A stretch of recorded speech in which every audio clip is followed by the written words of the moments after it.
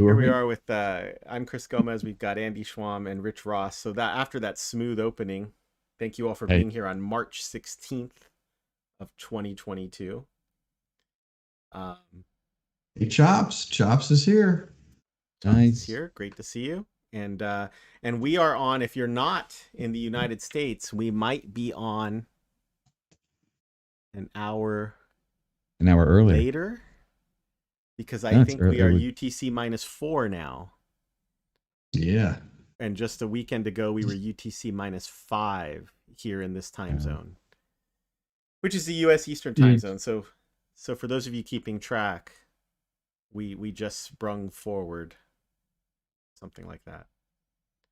Richard Which means that Corkery's in the house talking to us from YouTube. Hello, Richard. awesome, awesome. Did you guys see the they made progress talking about like this daylight savings time thing that we might not be doing that anymore after like I think it would be at least a year out. But did you see that Congress, Yeah, the Senate, I should say, right. passed the bill, but it still has to pass through the House of Representatives. But they want to ditch the whole daylight savings. Well, they want to Well, leave it actually, permanently forward. yeah, right, permanently forward, which is interesting because I checked on it, and there's two camps on which is better. You familiar with that? Like which I why kind of there's a feel like difference there's between the three two? camps. I'm surprised at how controversial it all is. Maybe I'm not too surprised, but What are Well, what's I guess the third is don't change it at all, right? Like leave it the way it is. Maybe that's the third camp. right. One group, interestingly, the medical professionals and all research says that we should leave it on standard time, really? right? They say that's better for our circadian rhythms and things like that. I think that's the right word, circadian rhythms, right? And all of that kind of stuff. Um, but and it's better for you. However, business likes daylight savings time because it gives us more daylight after work Right. on a regular basis.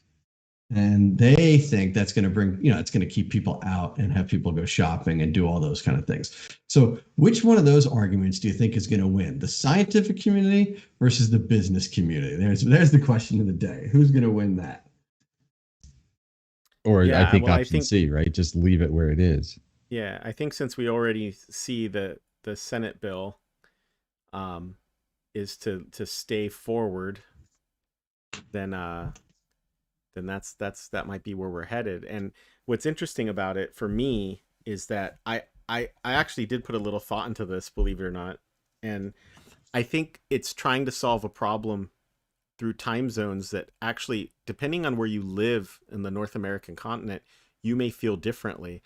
If you live in Arizona, you may not want extra daylight evening hours because you're trying to get the sun to go down as fast as possible in the summer so that you're not Yeah, spending so much on your air conditioning. Not to for say sure. that, like, you could make the argument, like, well, what's the difference? Well, maybe you don't have the air conditioning on as low when you're at work and then you only kicking it in when you're about to head home. So you're saying, like, man, I really want that to go away forever, right? I don't want to spring forward because I want Well, the sun to go down Arizona, faster. I don't know if you use that as an accidental example, but No, Arizona, this wouldn't affect at yes, all. right, because they opted out of daylight savings years ago for that Right. reason. I'm Well, pretty sure for yes. that reason. Yeah, but that's an Yeah, I don't know interesting why. question, right? They've opted out of daylight savings, Yes. but if the way the law is currently being written, we will keep Yeah. daylight savings. So what happens there? They get to remain opted out. It's in the Well, law. Interesting. they could switch. They could do They whatever they could, want to do, really. but they can Yeah. remain But opted out. So now if you live in that, I get it. I get it, right? But what if you live in Pennsylvania where I actually find some utility to having the sun beginning to go down later, not quite now, but give it about 3 more weeks when things like softball and baseball practices start, mhm, so that way they can go till 7 and 7:30 or 8, and you if you pull an hour back, that gets more difficult. right. But now when you live in this climate, I don't necessarily need daylight to end later in the winter because I'm not that interested in being outside anyway, at least me personally. I'm only speaking for myself. So I feel like when you talk about these climate differences, they're not time zone based. They're more like a north-south latitude issue. It's a big difference between north and south. Yeah, when you go way up high, yeah, in the upper peninsula or whatever they call that, like some of the in the middle of the country, what is that, like Michigan or something like that? Where is that? Whatever the northernmost parts. It a long day. A lot. Yeah, it's a lot different day than we have. From moving here from Southern California, I haven't done the actual research. I can. I feel like in the summer we have more daylight hours than I remember. Now, maybe I'm totally wrong, and it might just be like 10 minutes more, or maybe it's actually less, and I'm just a dummy, right? I don't know.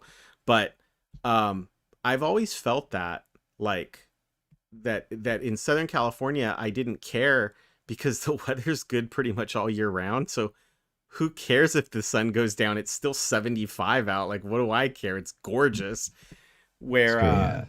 So I feel like here's a problem that is regionally based, and yet it's being solved west to east, and that's not how the problem exists. So no matter what you do, no one's happy. No, I mean, I would be fine with a time change that was a little shorter. I would be okay if the time change started like it used to, maybe in April and then ended at end of September. I don't need it in October, but that's just me. It's kind of funny because even the chat room's not happy. Yeah, no one will be happy. The chat, Richard Corkery from YouTube is saying, there's definitely something about, kids would be at the school bus certain times of the year. It would be dark. If we make it permanent or something like that. Which I already experienced in January. I was, my daughter was getting on the school bus in the dark, and now doing the spring forward, it was beginning to be light when she got on, and now we're back in the dark again for at least another, I don't know, month. Yeah. So I think, in this case, you're sacrificing, like, it might be dark at the school bus in the morning, which isn't great for certain age kids, right? But they have more daylight after school to hang out and stuff like that, I guess. Supposedly, who knows? The other option is, it's kind of funny how we say these things like, well, the kids would go to school in the dark. You can change the start time for school too. Wow. Right? Like, can you? There's plenty of science. Yeah, there's plenty of science about having, especially the high school kids, start later than they typically do. Oh, they should. The high school kids should start later, but there's a reason why they go first, and it has nothing to do with science. It's so that way they can be home first, so when the younger kids get home, they're there to watch them. Well, that's interesting. I also think there's a lot to do with sports because they need time to have. That's true too. Yeah, that's buses true. Take the kids to play football in the next town over. After school practice, right? So even though like, welcome to the Dev Talk Show, right? Where we debate daylight savings time. Right? So the developer related topic here is how difficult daylight savings time can be to deal with as a developer if it matters to what you're doing. If you're in, which matters more and more to developers. I think there was a time in my career where I could get away with not caring, and it's just become like, look, the world is 24-hour. So now we care about, should we use local time? Should we use UTC? And then what happens if this change goes into effect in the US and you're writing a piece of software that has to figure out how many hours has it been since something happened? Well, previously you had to take daylight savings time into account unless you were using UTC, then you had that point, that real point in time. And I mean, these libraries like Nota Time are going to get updated and oh, what a mess, right? I hope you're not writing your own time code. Let me put it that way. I hope you are using a library. If you've heard nothing else tonight. Y2K all over again. Oh, yeah. Yeah. So we got that to look forward to. If you aren't using a library, then you've got about a year to figure that out, because let me tell you, your homebrew code is in big trouble. Oh, God. Here we go, right? So that's the developer related thing. Yeah, totally. How are you guys doing otherwise? We jumped right into that topic, didn't we? Yeah. I remember this. Topic. I remember this. We all made good money from Y2K. I remember knowing some consultants that knew languages, like they worked in environments like the AS400 and RPG, and they knew a little COBOL and Fortran, and that yes, they build and they build. They build numbers like the world well. had never seen. So here we are. Yeah, there's a lot of that. Which is why we're doing the show, because we kind of missed out on that one. We're doing the show because Can't we retire. didn't participate in Y2K, so that's why we're here. Yep. So you're stuck with us. There you go. yeah. Yeah. So listen, we've had some fun shows lately, right? Let's talk about this show a bit. Last week? Yep. Yeah. Last week we did Git. Oh, that's right. Right? It was like our part 2, which I feel like could be a 5-part series at this point, right? I know, because we really get in depth into these topics. But man, Chris, you're all over that Git stuff, and you really get us really far and teach us a lot on Git. And I appreciate that.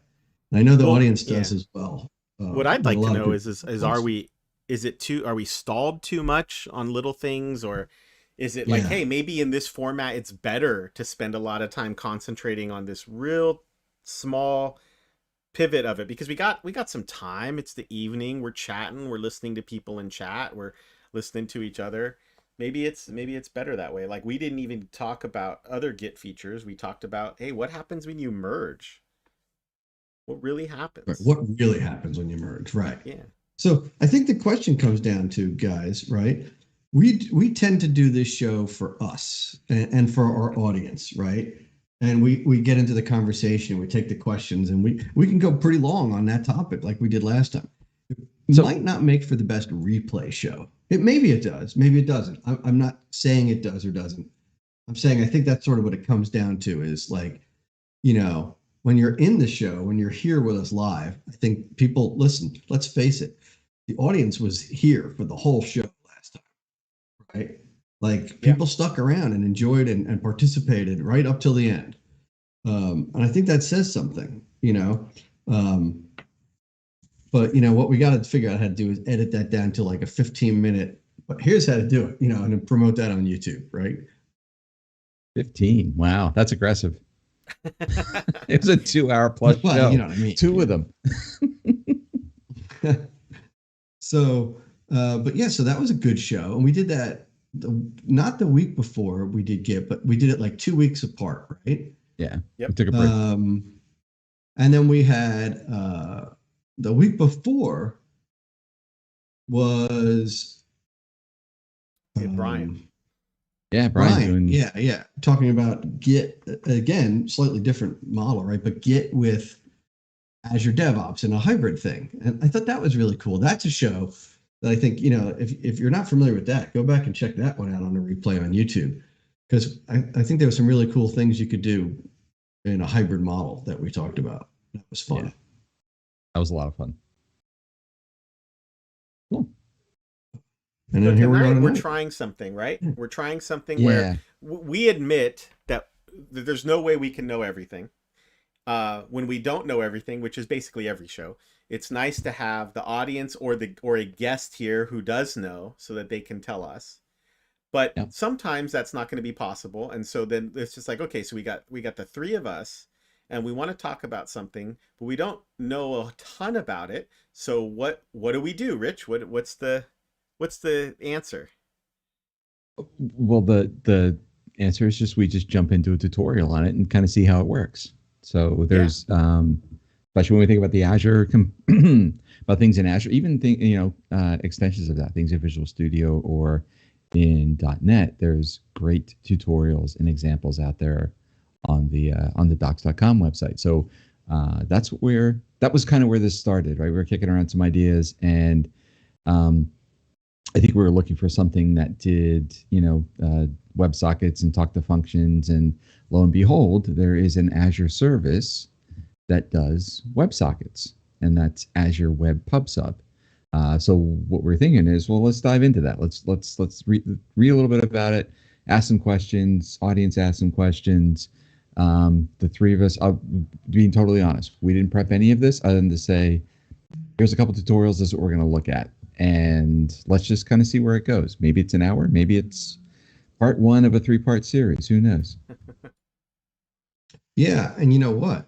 You said maybe we learn some stuff. Maybe we take some questions from the audience. There's another alternative. Maybe we learn something from the audience. Maybe someone who's watching says, oh, I've actually used that Azure Web PubSub service that we haven't used. And maybe they tell us how to do it. But either way, I think, it'll be a good learning experience. And I think it's cool. These docs, I don't know. I'm just trying to think about comparing the docs of today, right? Like, docs.microsoft.com to, I don't know, 10 years ago or something like that. Right. The docs are good these days, like they really are. I'm not trying to slam whoever worked on the team 10 years ago, but I think docs have come a long way. Like in general, I think people have gotten better at documenting things. The style of the way they're done, like you can jump into these things and learn stuff pretty quickly. Yeah. And to be honest, the way we do docs is differently than we did 10 years ago. I would think at this point still. It's open source. It's written, it's written in the community. So if the community sees an issue, you can do a pull request, you can make the change, or make the change, do the pull request, and get it submitted. So the documentation, if things should get past, those who are doing the review, it gets updated, which is why it's so much better than it's been in the past. Yeah. I've actually done it once or twice, a couple of times. I've done a docs change, only for something minor, like I saw some weird spelling problem or something like that. But hey, contributed. It's cool. Yeah, that's the cool part. To contribute, and you got something to say that you've contributed out there in the open source community. Right. It's true. All right, so I wonder. We want to get started talking about this service here. We do have one final note. We got some advice on how to deal with this that I think we didn't talk about, right? Is here it is use UTC on the server and backend and localize in the client front end. So nice. Got that advice in the chat there from Off the Rails Gaming. So if you're watching, there you go. Make sure you store the data in UTC, because that's a specific point in time that doesn't matter what the law is or who changes what or how they whatever. Right. I make it sound like it's easy, right? It's always easier. Yeah, it always sounds easy. At least we're not talking about when you're working on an abstraction. What's that, Chris? At least we're not talking about regex, because you know what they say is if you have a problem and you solve it with regex, now you have 2 problems. And then just recently, I've heard this one. I've heard that, how and I'm sort of adding on to this. You know how if you have a group of cats, do you know what a group of cats is called? It's called a clouder. I didn't know that. No, I didn't either. Yeah, I didn't know that. Do you know what a group of the plural of regex is? No. Regret.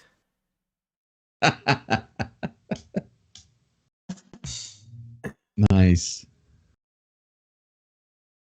All right. Regret. All right. So, what are we doing here, guys? Why don't we take a look? Oh, you are sharing already. That's cool. Yeah. Is that out on stream, Chris? Yep. We are. Okay. I'll be careful now. All right.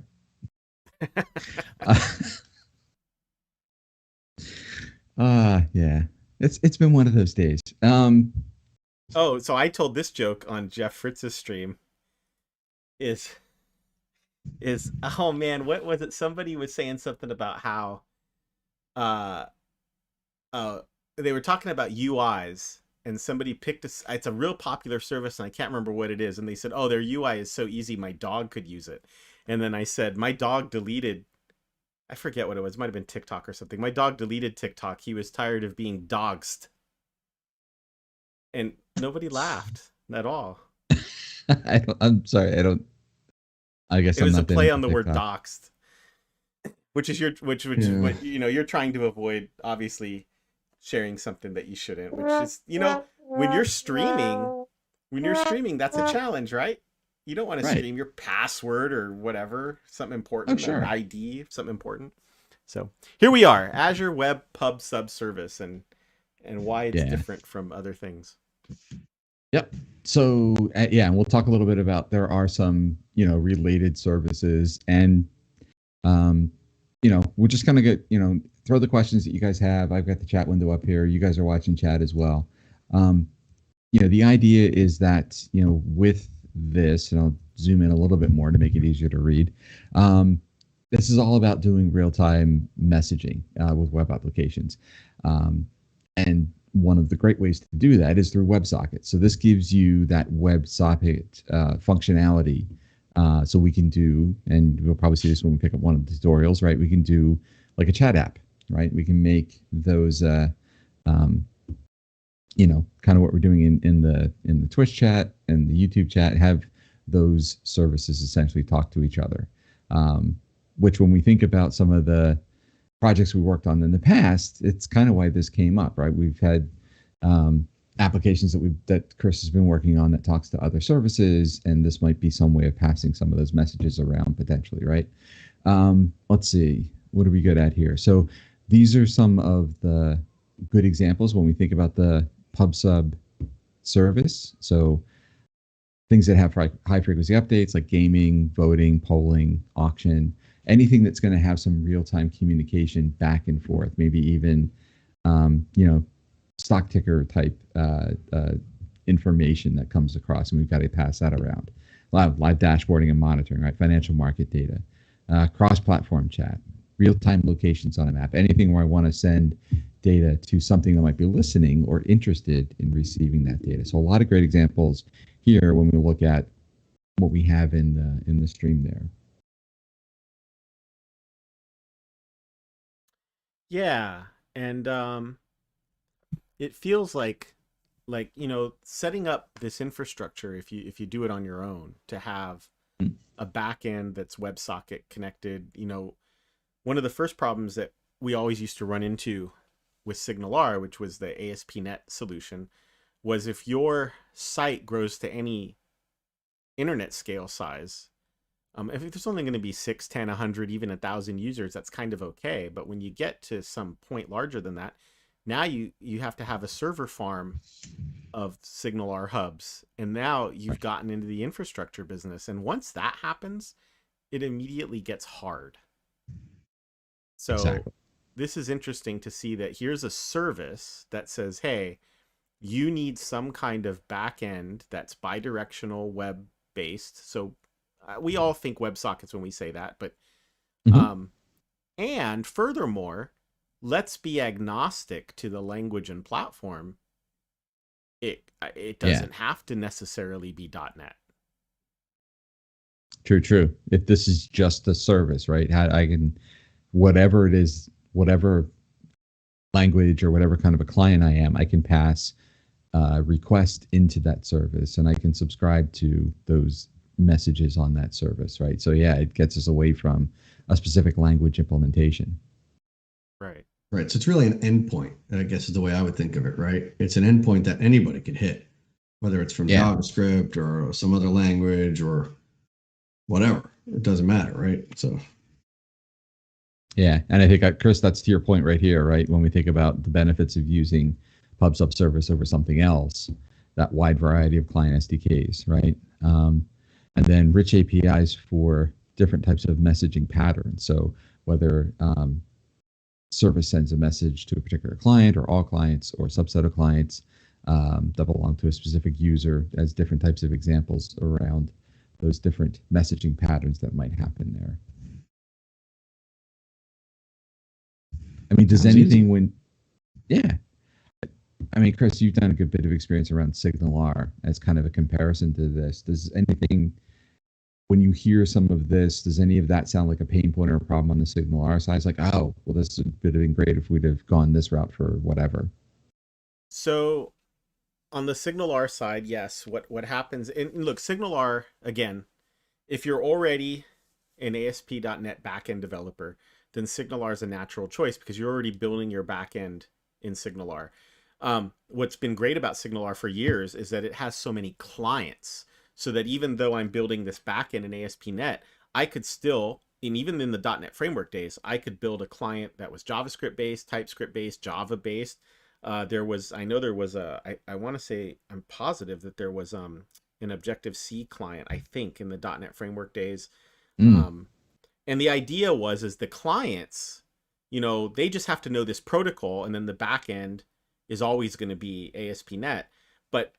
And that worked great in a lot of scenarios. It worked great if perhaps you were in the office and you were trying to build something that updated in real time, which is actually quite useful. You're not talking about, a lot of times, you're not talking about more than a dozen connections, maybe even 100, maybe even 1,000. And that could all be handled on one web server just fine. But you're owning that server. I guess there's platform as a service options for that too. And so we have the Azure SignalR service that tries to say, okay, let's take the difficulty of scaling out, because the moment you have to scale beyond one server, you're back in the web farm problem, which we were trying to get away from. But you're still, I don't know that this is good or bad, but you're still reliant on ASP.NET. Nowadays, it would be ASP.NET Core, because there is Azure Function integration with Azure SignalR service. Yes. But that still locks you into, I'm a backend developer that likes that platform. There are a lot of Node developers out there. There's a lot of Python Flask developers out there. And, they want to use a cloud too. So here's a service that says we actually took it one step further. I actually don't want to say that's the only value add, because I think there's more to it. It's just the one that I keep latching onto because it's the first one that jumped out at me as this is different. I wouldn't be surprised to find there's a little bit more value add. Like, this seems truly dedicated to the problem of bidirectional communication as a service. Yeah. Yeah, definitely. Guys, there's a good question in the chat. I don't know if you guys saw that from Off the Rails Gaming. Chris, I don't know if you want to pop that up. Yeah. Yeah. So that's the question is, would a message queue like RabbitMQ be better if you cared a lot about message being missed? Yeah. And we've done we did a show on messaging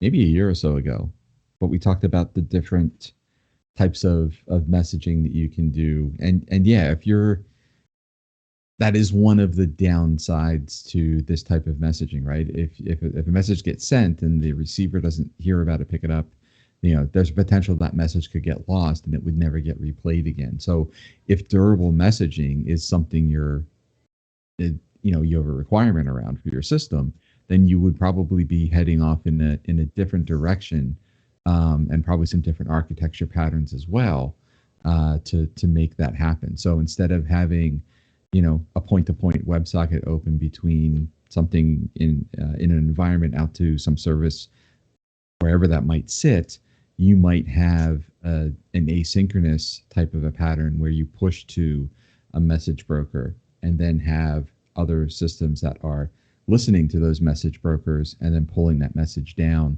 and making sure it gets handled and processed. So it definitely is a different architecture if you need something that's a little more durable.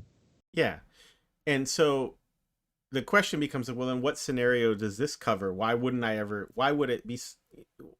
What are the scenarios where it's not important to be durable? And there are some. For example, if you're doing like the sports ticker, the reality is that if I log into the sports ticker website, I open the site and here comes the scoreboard. Well, if I didn't get the last message, here comes the scoreboard update as the clock ticks, and I'm going to get the next one. And so that's okay, because I don't care about the previous messages. The message is no longer relevant once time passes, right? Exactly. If I'm the headline tracker, if it takes an extra 10 milliseconds for the first headline to start scrolling across the screen, or the stock ticker, that's okay. But yes, when we're talking about important durable messages where the user has to see them all, then bidirectional WebSocket type communication, which is inherently, like, we know it's not reliable messaging, then maybe it's okay to say, well, this isn't my right solution. But I will tell you, I had some success. Wow, we're going back quite a ways now, in something that you would think required reliability, and it did. Is we were implementing a whiteboard app, and we used SignalR for the real-time communication. You could actually see the other person moving their cursor and then drawing the line as it happened. So SignalR worked great for that. But what we did when you logged in is, this all happened under the covers, is you logged in and you started getting SignalR messages. So we were basically getting, okay, here's what's happening, here's what's happening, here's what's happening. But along with that message was a little ID. So then you could call a REST endpoint and say, and basically you said to the REST endpoint this, you said, so I just showed up and I'm getting messages starting at 1045. Can you tell me what the whiteboard looked like before that? Then that answer would come back, and now we could render it and basically say, okay, here's the whiteboard. And oh, by the way, they're drawing as we speak. So that was a combination scenario where I need to know what the whiteboard looked like, but as I'm joining, people are working. So get me started on the update train, and then I will call and ask, like, okay, so tell me what I missed, and then I can bring you up to date, which was an interesting hybrid, and it worked pretty well, I thought. We actually were pretty successful. That's pretty cool. Yeah, I know there is I can't remember where it is, but I remember seeing a sample up on GitHub that used that kind of an architecture. I actually found it. Oh, did you? So when we're looking for PubSub demos, I found the PubSub demo website, and we'll be able to switch over to it. Oh, but nice. I think what we wanted to do was see if we could implement it first. Like, what does it look like to be the developer? As far as getting that service up and running. Yeah. Yeah. Yep. All right. So that's a great question. I love that we got to address that, the difference between, when do you need durable messaging? When do you need just in time? When is it like, well, the message that's 5 seconds old doesn't matter to me anymore? These are all scenarios that are they're pertinent to your problem. Yeah. Yeah. And definitely when you think about the type of messaging you're asking about in that question, I really don't see that in any of the examples they have here listed as far as what they would, as far as examples of why you might use this service essentially. So, all right. So why don't we, do you guys have a preference which one of these tutorials we take a look at first? I mean, I think either one of them is going to get us going down the path of creating the service in Azure, which is where I might typically start. Go for it. Fine. I'm good. Sure. All right, so this should be relatively quick, right? We're just gonna create a group in Azure. Let's see, I probably should bring up, can you not share my screen for a second? Yep. I forget. And then also when you come back, zoom in just a little bit if you don't mind. Yeah, absolutely. Just maybe one click.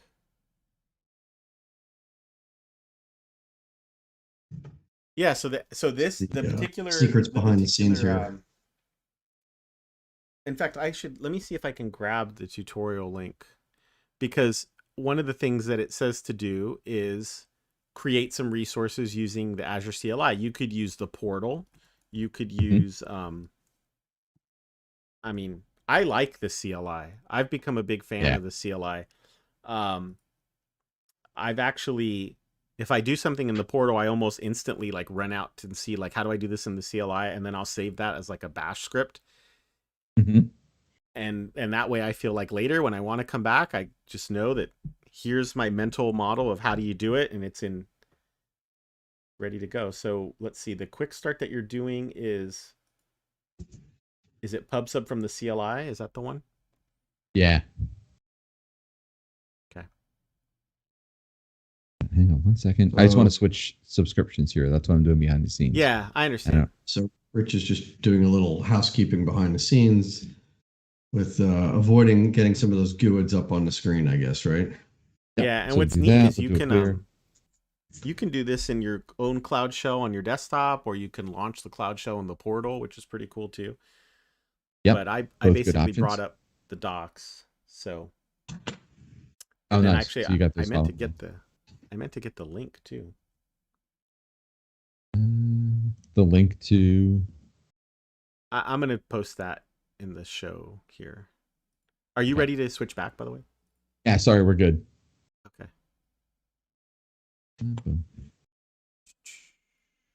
All right. So we're just going to run There we through go. this, right? We're going to see what we get. We're going to create a group.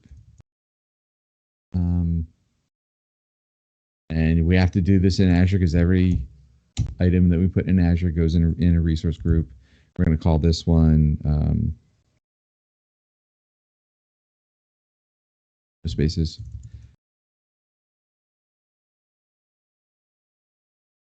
All tutorials, and that's going to fail because I didn't add a location. Yep, no problem. US, there we go. Yeah, so if you're unfamiliar with Azure, a resource group is just a place to group Azure resources. Boy, that sounds terrible. But it could be all kinds of different things. It could be VMs. It could be storage accounts. It could be Azure PubSub. Azure PubSub Service is an instance, a Web PubSub instance. Okay.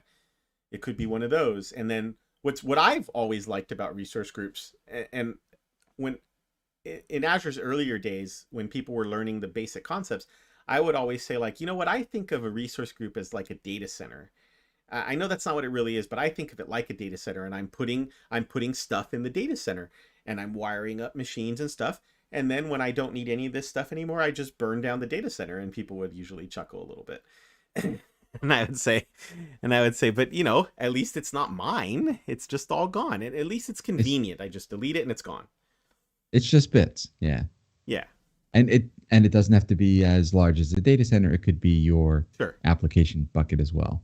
Right, right. And the reason we've got to specify a region, right? Because you can put any resource in any location, but we specify a region because that's where the metadata for that Azure resource group goes. It's not that it limits you to only put things in the East US region. So, and that's a common question or confusion is people begin to assume, oh, maybe this isn't work. This happens a lot. Is someone will say, you know, I don't know, maybe this isn't working because I accidentally created the resource in West US, but the resource group is in East US. And I usually say that that's probably not it.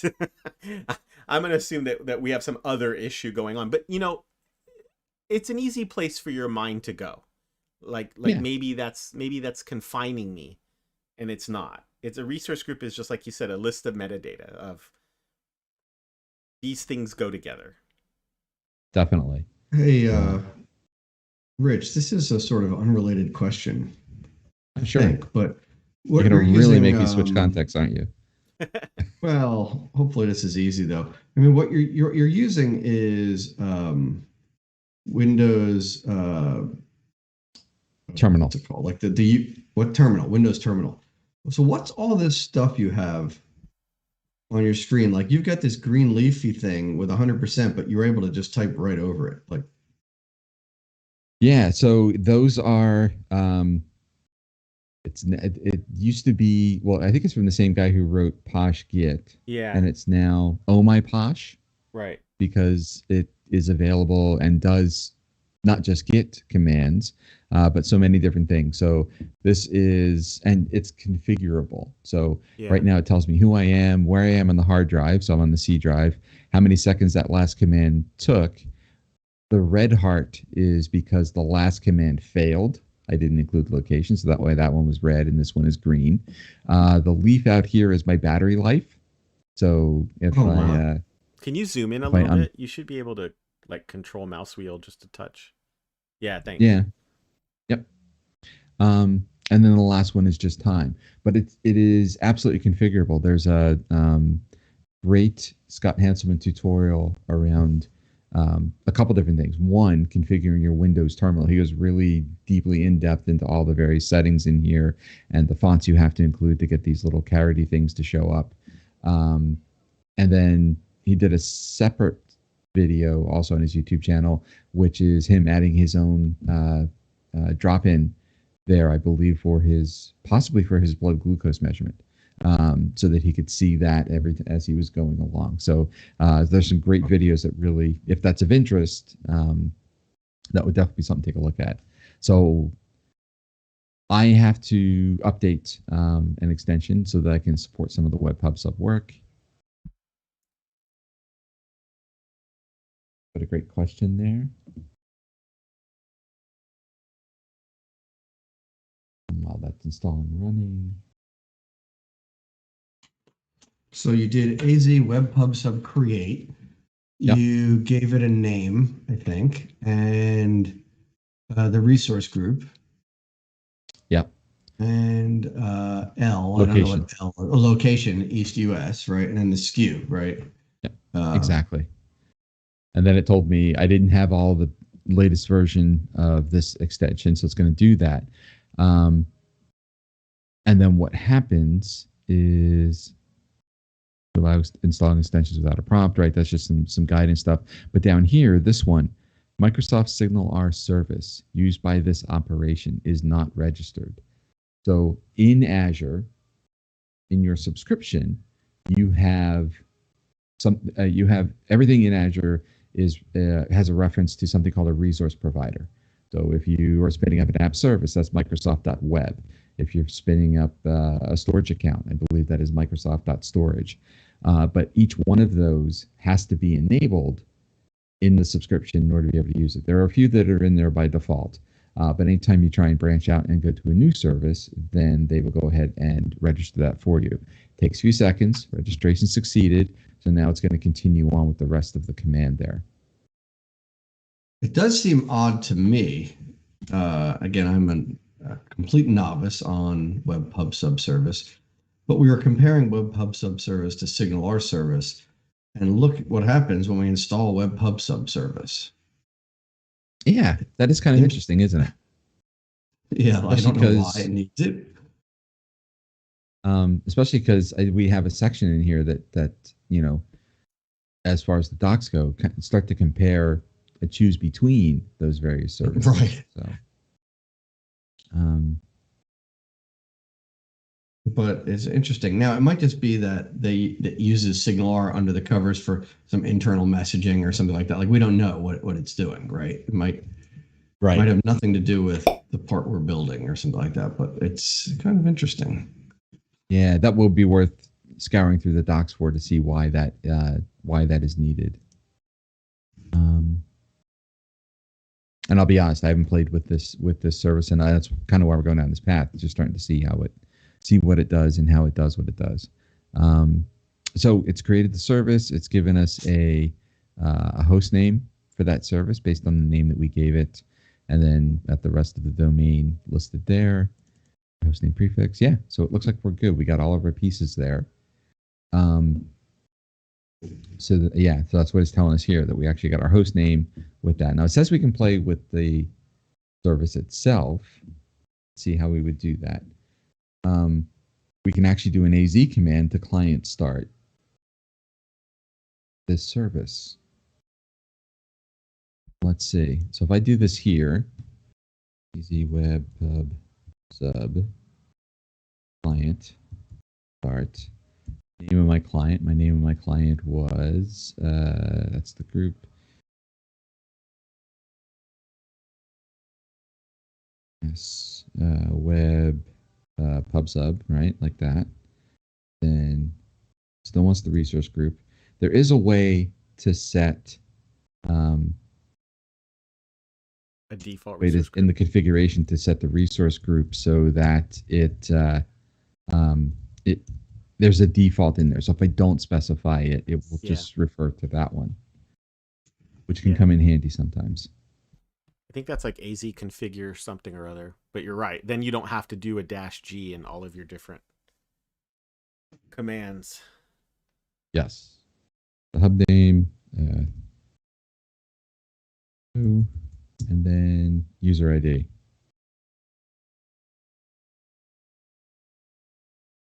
Call it Rich.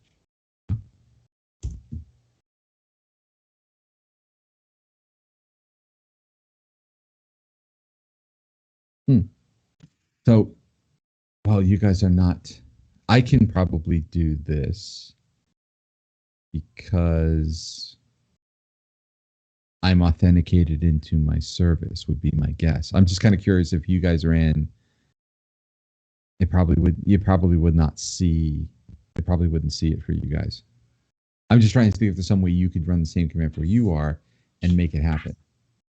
Yeah, you'd have to add us as like members of your sub or something like that, wouldn't you?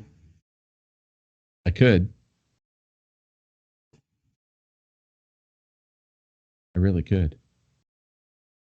Oh, Yeah, okay. that is Hold on. something The we Azure absolutely can do. CLI Web PubSub Client to start a WebSocket sign. I don't know that there's authentication happening here, though.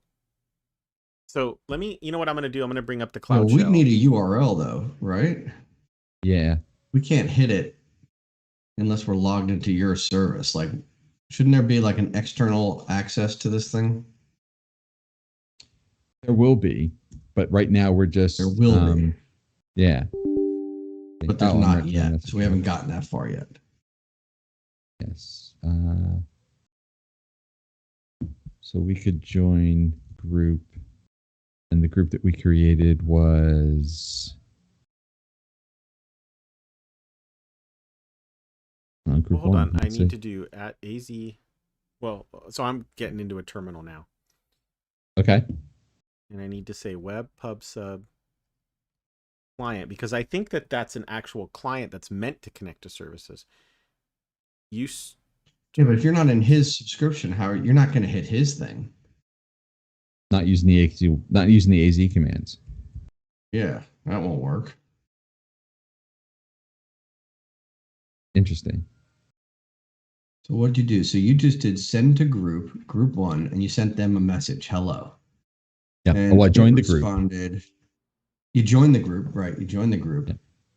And you sent the group, and it says from user ID Rich. So this is the information that I guess is part of that message, right? Exactly. The text, the from a group, from a user ID. So in other words, it says it's from group, but within that group, it's from Rich, and the group is group one. Data type is JSON. Yeah, that's cool. And then you got a response, right? You got an acknowledgement, right? Yep. Yeah. And we got one for the first join group and the second one here for when we sent the message. Right. It's pretty straightforward. Yeah. Yeah, because I think if I... Now you're sending messages, but you're not like in this tutorial, we haven't gotten so far as to listen to messages. Exactly. Maybe we shift gears. We've seen that hey, the service is there, the service works. Unless I add you guys to my subscription, there's no other way for us really to use this to communicate back and forth. Right. But typically, I think if you were building an application that needed this, you would have external people as well, right? Yeah. I mean, I guess you could build something within the subscription, but that's probably not the traditional use case, right? So there must be more. I think there is more. Yes. So there's a way to get a client access URL apparently, and I don't think you have to get it from the portal, but you can, and that's in the earlier quick start where they say PubSub from the browser. I wonder if we'd be able to join there. So yeah, this actually does say, Rich, if you open up another CLI command, right? Could you open up another window in here and do the same? Sure, let's try it. What was the name of it? Web PubSub TDTS Web PubSub?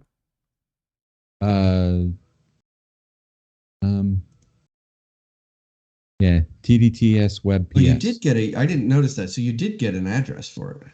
TDTS. I got a host name. TDTS Web I didn't realize, but is it public? I would think it is public. Webpubsub.com. Got an external IP. .azure. Yeah. I'm sorry. Yeah, I'm trying to see if I can connect to it. And then I guess, Andy, you're trying to say, hey, can I connect to it from another browser or from another? Yeah, and then maybe we would see the message pop up in a slightly different, terminal, not a browser. But that's what I'm thinking about here. And so as part of your creating the the service, you had to you had to supply a hub name. So what I'm thinking is that what was that hub name? So the hub name that we gave it was TDTS show. Yes, show. I mean, if I can sort of hack this out, that would be sweet, but it doesn't seem to be working. So sorry about that. It's okay. I think this is the kind of exploratory work we were thinking of doing. So. TDTS show.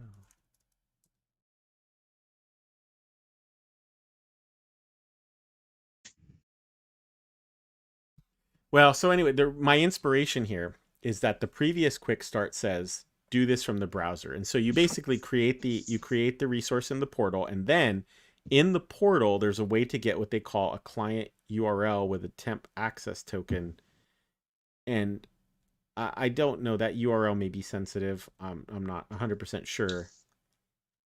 Find out. Yeah, it does seem like we're doing two things at the same time here, though. Like, right. Maybe we get to that step next. Yeah, I agree. Yep. Right.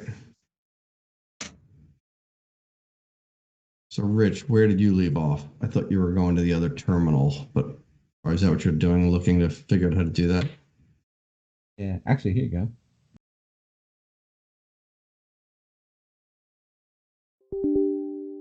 What do we call the hub? TDTS show. Yep. User ID, Chris. Token is 60 minutes.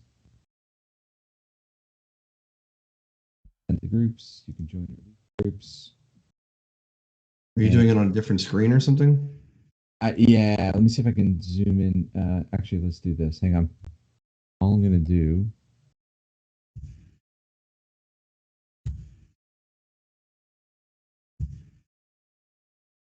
I don't want to show everything, but realize that there is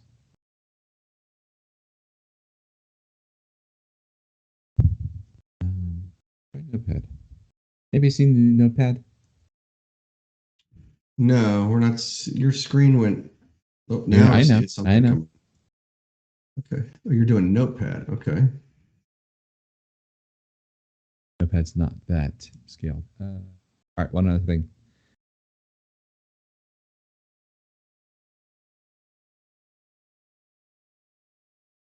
So it's coming up in the other window. We'll do this.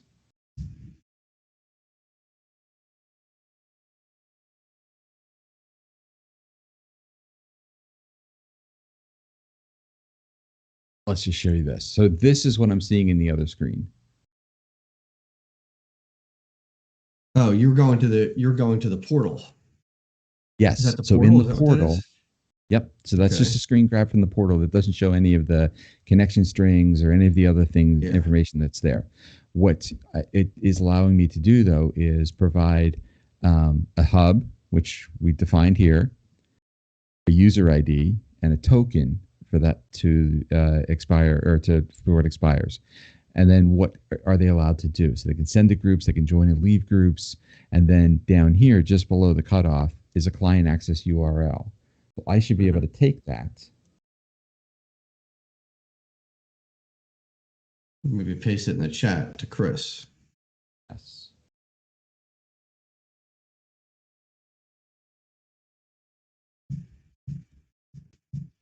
Yes. So the documentation doesn't make it look like it's this big old thing, but I understand now. This has the important client access token and all that stuff. Yeah, you need that stuff, right? Yeah. Yeah. So it probably doesn't make sense so much off screen what we're doing, but what I think we're doing is it didn't work. It says that you could take this URL and delete like some of the data in it just to show what it looks like. Am I supposed to use that in any browser? Well, it's WSS. That's a bit interesting. Yeah. But what else do you put in the browser? I mean, I could put that in a browser, but that's not going to make Because right it now work. it says that it can't reach the page. So Yeah, I got that too. There should be, let's see, browser CLI. Maybe because we're not sending a valid request to it. I would say Unknown that's the URL case. scheme. You can't put this in a browser. It's WSS, right? Yeah, the browser won't.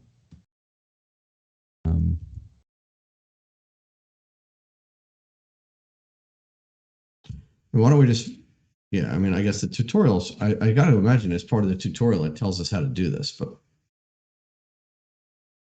right?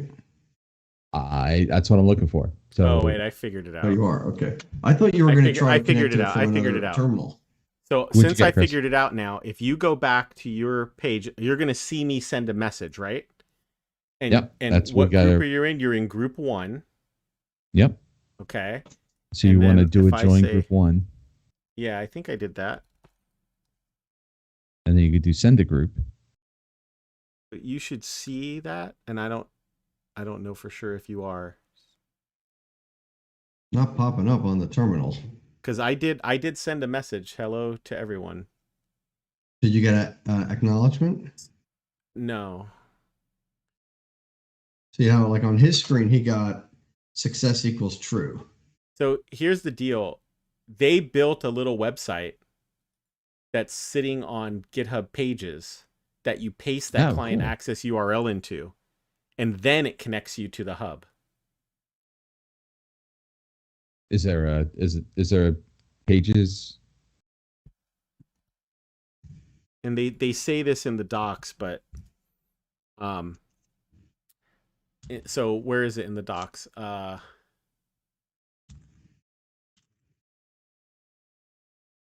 I think what happened was is I switched to it, didn't I?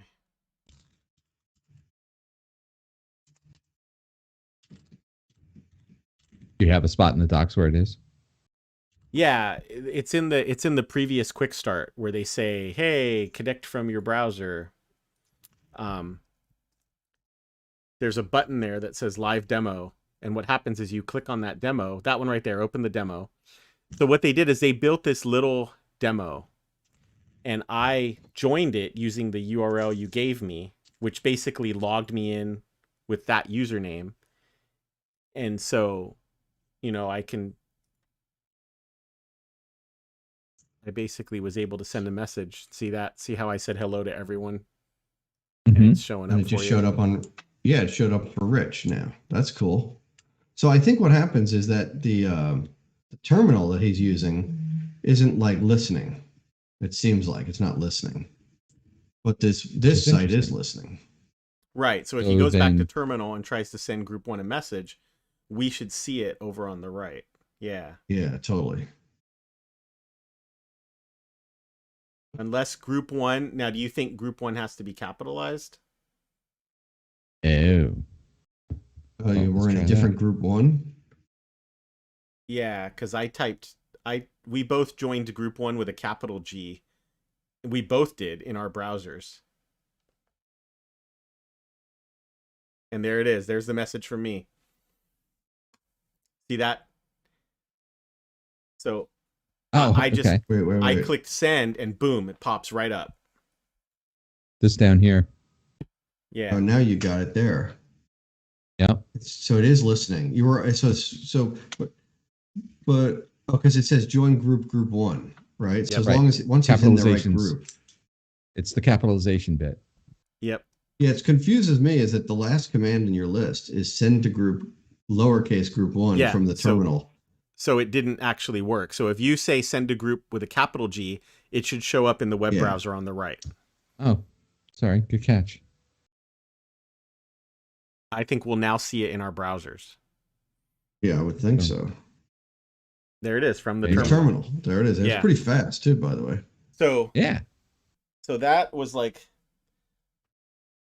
So let's see. Let's go over what we did here. You created an Azure Web PubSub Service. Then, using the Azure client, you said, "Let's go ahead and start a service." Is that what it was called? Is that what the command was? And you basically started client. Well, that was for you to join, the command prior to that actually started that one, created. So you created, like in my brain, that this is like a hub, but I don't know that I'm using the right terminology. But when you created it, you got your public network access point, and then Yep. and then yes, you're right. With the client, you created a hub. So a client comes in and says, "Look, I need a hub." So like theoretically, someone else could start a different hub and start chatting about other stuff. And then even Exactly. within a hub, there are groups. Yeah. There's definitely a couple layers. Right. But, and so if for people that might be wondering, what are we looking at in the web browser, is in the documentation, they say, hey, we built a little web client that lets you join any publicly accessible web PubSub service just by giving us that client access token. And you pulled the client access token out of the portal. I wouldn't be surprised at all if you could not create one here. I mean, I guess I could be wrong, but I wonder if I could get one out of Azure Web PubSub at the AZ client. Like, could I say, hey, maybe I can't. I don't know. But I'm looking in the docs, and it does talk a little bit about like the difference between a hub and a group and how they're used, right? yeah. A hub is a logical concept for a set of client connections. It says usually you use one hub for one purpose. For example, a chat hub, a notification hub. When a client connection connects, it connects to a hub, and during its lifetime, it belongs to that hub. Okay. A group is a subset of connections to the hub. You can add a client connection to a group or remove the client connection from the group anytime you want. For example, when a client joins a chat room, or when he leaves the chat room, or when a client leaves the chat room, this chat room can be considered to be a group. A client can join multiple groups, and a group can contain multiple clients. Okay, that's interesting.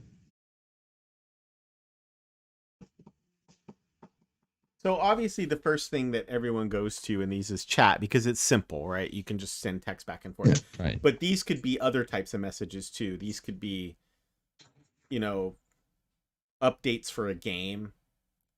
Exactly. Like the ship Well, is you moving notice around or something.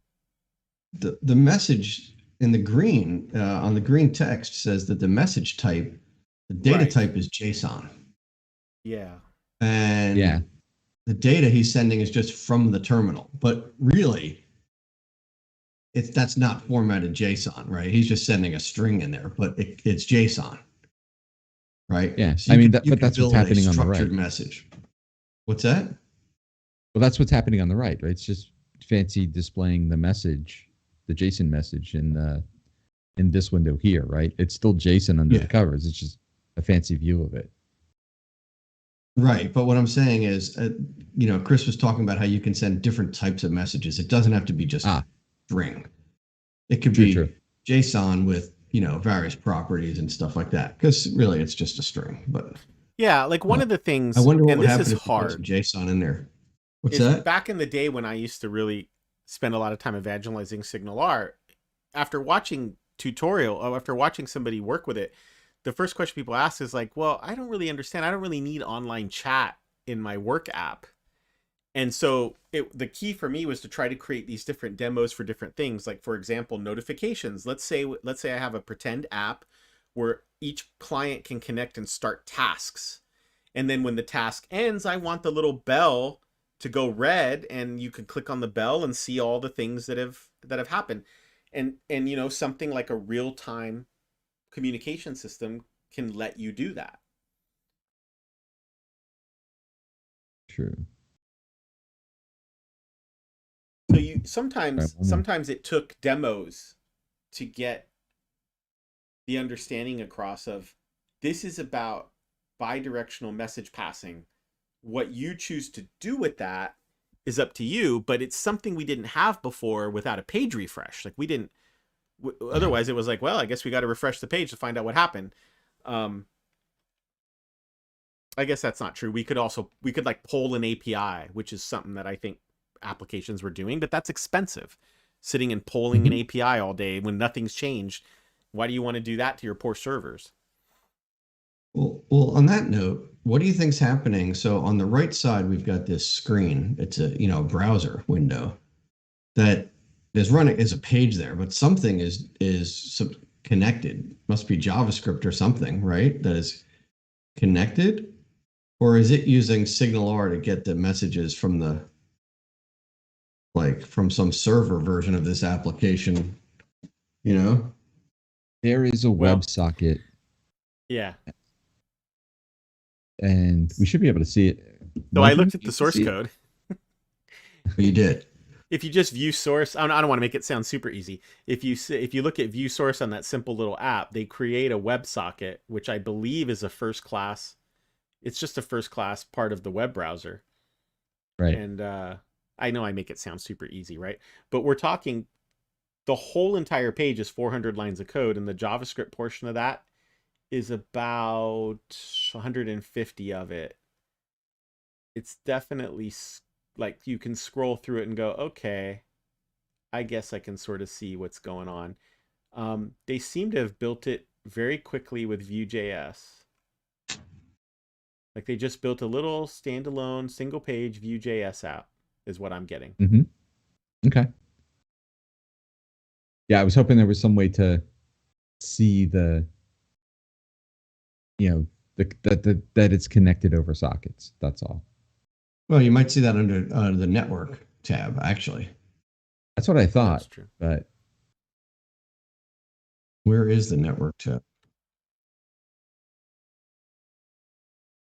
It's kind of small, so it's hard to tell. But so here, yeah, I'm it doesn't look like it's here. Send a couple things, and I'll tell you if I'm seeing it. Okay. Oh, send a couple things. Yeah.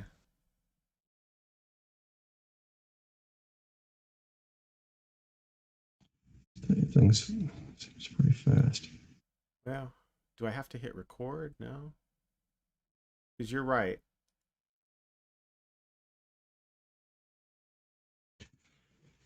That stuff's really small too on the stream. Yeah, there, Rich. I can't make that any bigger. I know you're just trying to find something, but Yeah. Yeah, there's no way to make that side of it bigger. Okay. You could put it on the bottom, I guess. Maybe that would make it bigger, but I don't know if it matters. It was just an exploration. Yep. Yeah. Did I see your test?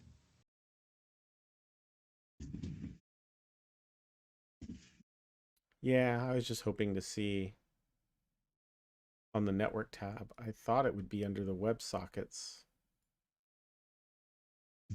Yeah, maybe on my browser I didn't see anything that listed that, so that was.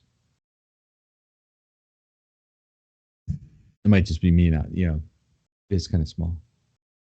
All right, is there anything else we want to explore here? Or do you want to move on and try one of the other ones, or?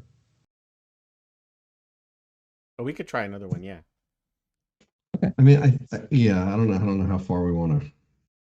That's what I'm throwing out. There's one I think where we could build an application that listens to this thing or publishes to it, but I don't know. At this stage of the game, like that might take a while.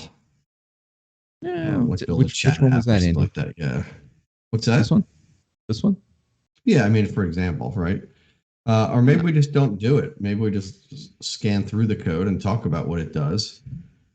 Well, we've already got the. Why don't you make that full? Why don't you make that full size for now? Yeah. I mean, we've already got the group. We've got the service created. Yeah. So I think so you can make a little thing that just runs on your machine, right? Like a little chat app. Yeah. So here's the application, right? There's not a whole lot to it. And there's a package, Microsoft.Azure.Web PubSub, right? So there you go.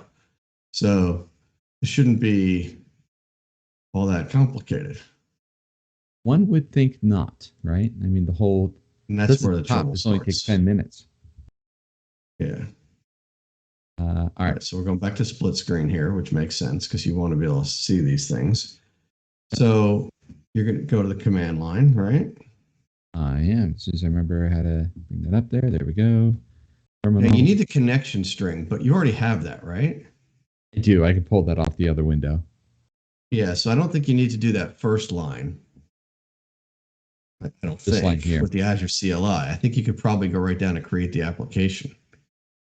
Yeah. Yeah, this way I don't show it in the thing here. So yeah, right. Okay, so this .NET New Web kind of thing. So we're just building an ASP.NET site is what we're doing. Let's face it, right? Exactly. So out of here, we'll do .NET New Web. Give it a name.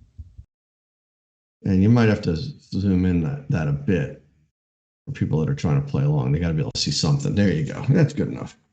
Yeah, you know that thing you're running is really cool, but it takes up a lot of screen real estate when you're sharing. You know? It does, but it also realizes that stuff that was on the right side we don't need anymore, so it got rid of it. Yeah, look, see, when you did it before, it wrapped it, but now it's just gone, and that's pretty cool. Like it figured out on the new lines now that it doesn't need that, so I like that. Okay. Yeah. So you did .NET Restore. Did you do that, or it's just doing that? Okay. .NET add package, right? And you can always just copy those lines too, which is kind of easy. What? You want to see me type? There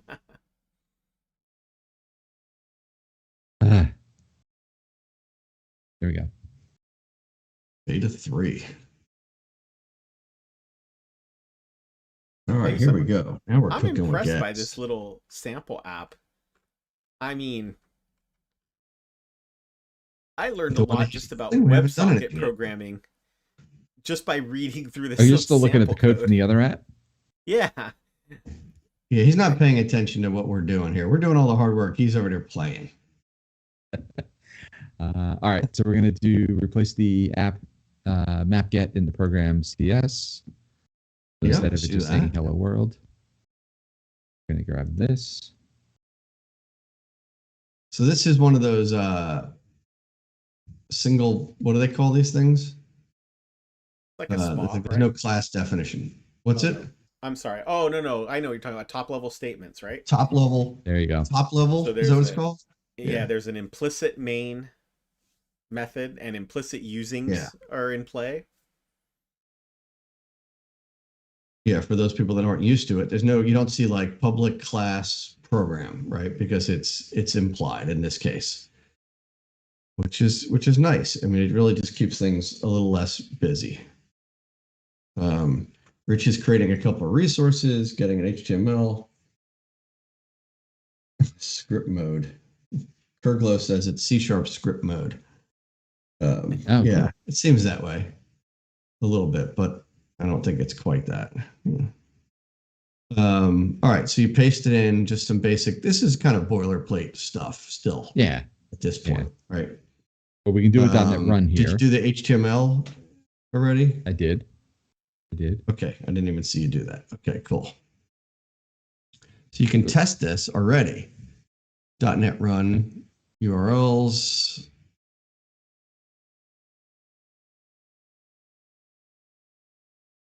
-- URLs. I guess it wants you to HTTP. Yeah, good catch. Localhost 8080.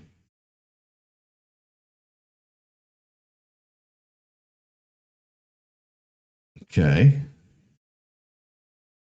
And you go to localhost 8080. It's not going to do anything yet, I don't think, right? No, they're just kind of getting you set up, it looks like. Yeah, just to show that the page works, right? And of course, this is all local to his machine, so we can't hit this as well. You know, we can't hit this, but we could probably run our own locally if we wanted to. And it didn't work. Yeah. Didn't work because I didn't finish. Ah, well, there you go. Oh. I didn't finish reading the instructions. There we go. PubSub chat. There it is. Look at that. Okay. That's a beautiful UI that you put together pretty quickly. Exactly. Yeah, All right. index.html. Right. Okay. We can stop running this, so we don't need this, but now we got to install some of the dependencies we need to talk to the Web PubSub. So let's go back to our Yeah. command line, of time.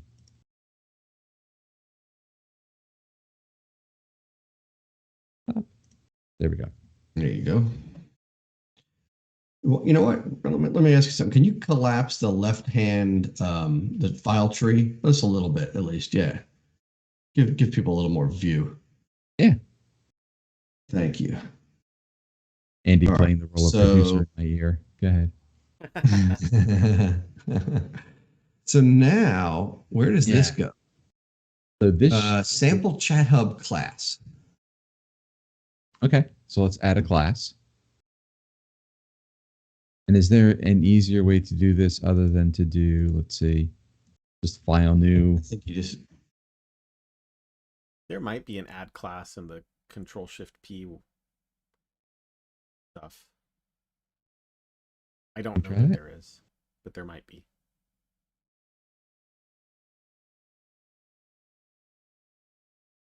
You type C#, does it give us anything? No, maybe not.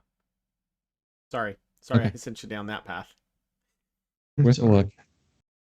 That is one of the, personally, that's one of the things that prevents me from going all into code. Yeah, I'm with that you. I can't do, like, there's no shortcut to make a new class. Yeah, so you needed to make that sample chathub.cs, I think. Yep. Oh, that's easy. Thank you for the catch. There we go. Oh, you already pasted the stuff in. I didn't even see you do that. Okay. Wow. Now, does this need to be public class? Because this can't be a top level. You can only have one of those, right? Yeah. So you're not in a class here. Oh. Gotcha. You created a file, right? Public class sample chat hub.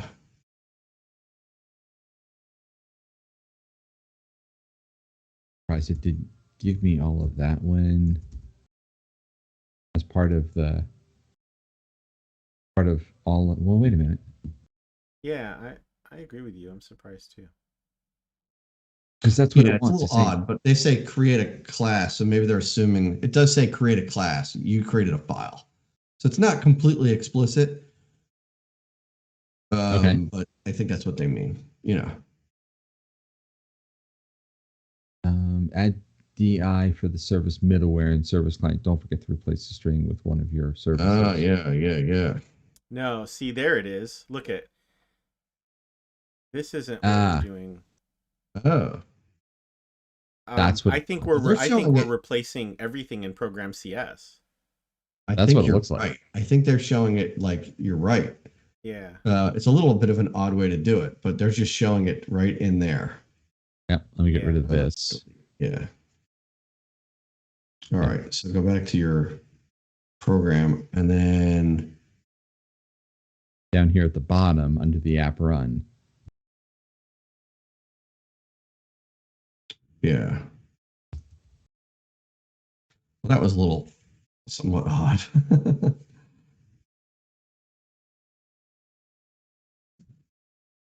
Web PubSub Hub. Say that 3 times fast.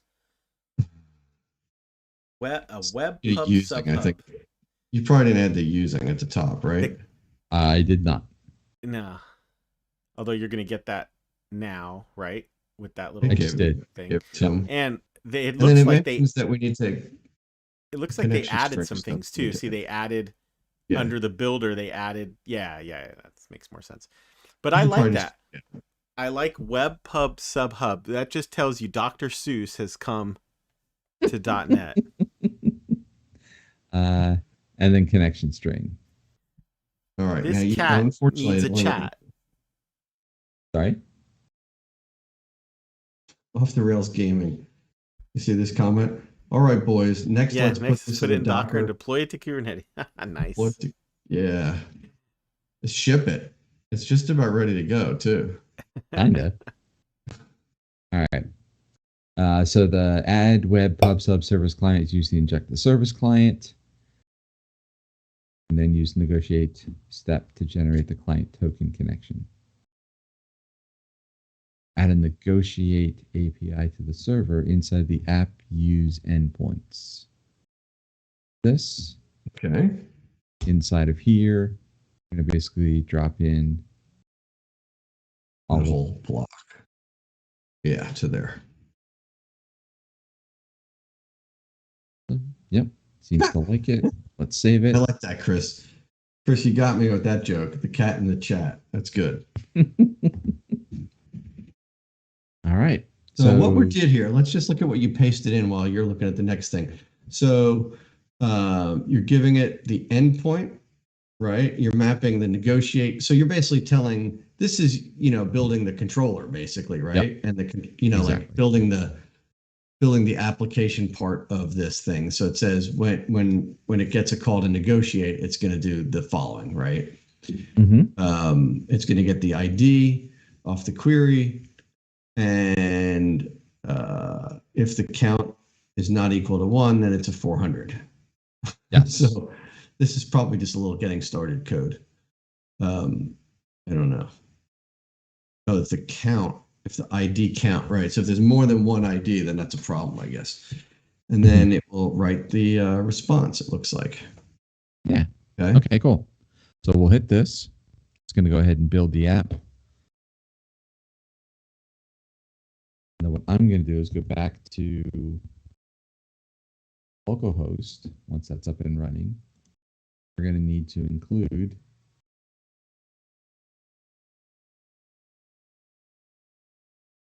Yeah. And you need to give it the ID, right? Okay. user ID. Yeah. Now it's going to give you the this is going to return the URL to you, which is that full thing. Yep. And update the Anybody index. on chat can copy that down really fast, then they'll be able to get in here. I don't think they could even see that. I mean, that was small. So there's the benefit for those who are watching on YouTube. You can pause the stream and go copy that and type it all back in. This thing will be deleted by then, But by then, Rich will have destroyed the resources. Yeah. Well, we can stop that. But what we need to do is update the HTML so we get it better. Yeah. So it is doing the asking for us. Oh, it's doing the negotiate for you. I see that. And it's going to save that as res. Yep. Resource.txt, the URL, and then put a new socket. And then say we're connected. Not a lot of code. Nope. Okay. We're not sending messages, but we're connected at that point, right? Exactly. So let's, do we want to see that? Yeah, and then they write to the console real quick just to say, yep, I connected. I'll tell you what, this really brings back some memories of the first time that I used like Socket.io or SignalR, except that now it's all standard in the browser with just the built-in vanilla JS. Yeah. Oh, shoot. Well, it's not putting anything on the screen. No, it should say it did put it in prompt. the log. But there's no prompt yet. Yeah. Yeah. Well, there was nothing. We need more. Because I didn't save the page. Oh, that too. Oh, that'll do it. All right.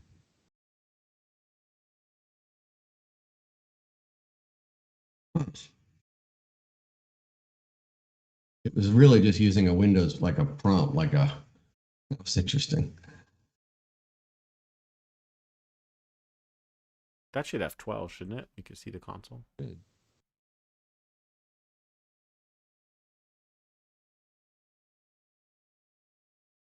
There it is, all connected. So the WebSocket object did fire the onOpen method, and we just got a little code there that says console log connected. So boom. Yep. All right. Now we can start handling events, right? Which is the important part. We have a separate In addition to our negotiate endpoint. Looks like you're adding that bottom one I only. think so, yeah.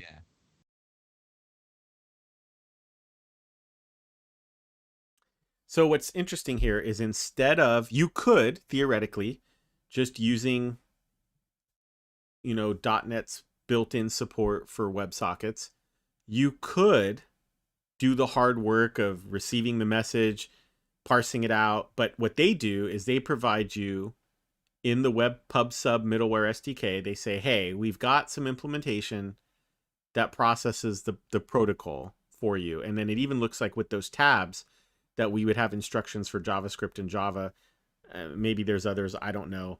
But that's cool how the docs are like, hey, we let you focus on what you're trying to do instead of learning the intricacies of WebSockets, I suppose. Yeah, Rich, you've got a squiggly there. Oh, it went away. No, I think it went away. Yeah, there was a duplicate of the curly brace. I see. I didn't see you change that. Okay. Yeah, which is kind of, Chris, to your point, that was kind of the, wasn't that the purpose of SignalR to begin with, right? To abstract away the various different ways that you had to make those communications happen in the browser. Yeah, that's true. I mean, that was invented in a time when not all browsers supported WebSockets, not all web servers did. So you might need fallbacks. You might need to fall back to long polling or server-sent events. And I guess what this is sort of, I think, I guess I have to check the documentation out to be sure. I feel like this is kind of saying we're in an age where you can go all WebSocket all the time, maybe? I don't know. I might be saying too much. Maybe if we read through the docs, they expose other fallbacks. But it really is neat that this is, hey, we've got a service that'll handle this. Vanilla.js. That's cool. Definitely. This is interesting. So do we want to go down this path? Or do we need to? Well, we probably do, right? Because we can't just have a local host service. We need something to be able to know how to route traffic back. Right? Back to who? Back to me. Well, you're listening, right? Isn't that what the hub is? I mean, the client is listening, isn't it?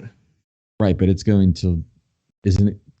So, all right, we need to set the webhook URL in the service so that we know where to call when there's a new event.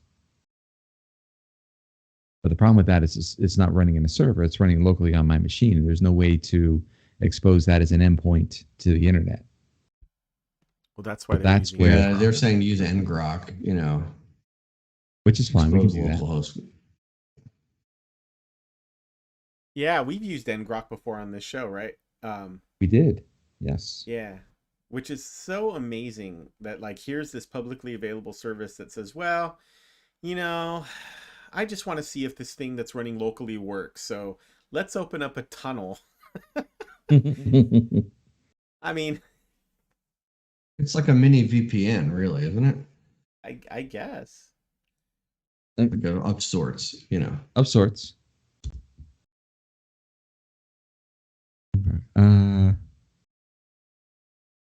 Yeah. Do you have it already installed? Oh, you do need ngrok, which looks like you got it. Yeah, so. Because anytime you do, not anytime, but often when you're doing bot development, which I do a lot with customers, you need to do what we're doing here, basically expose that endpoint where your bot lives to something public so that it can translate traffic down into it. And I think what I need to do, that'll work. Okay.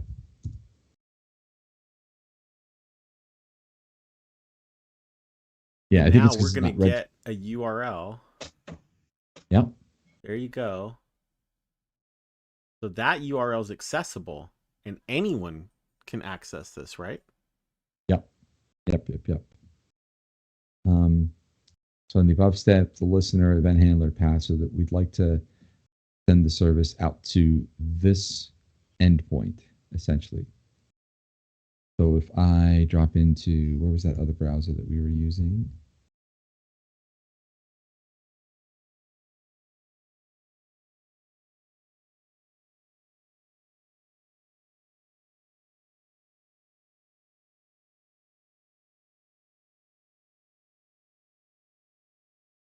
All right, I already have an account. Hang on one second. Yeah, you're logging in.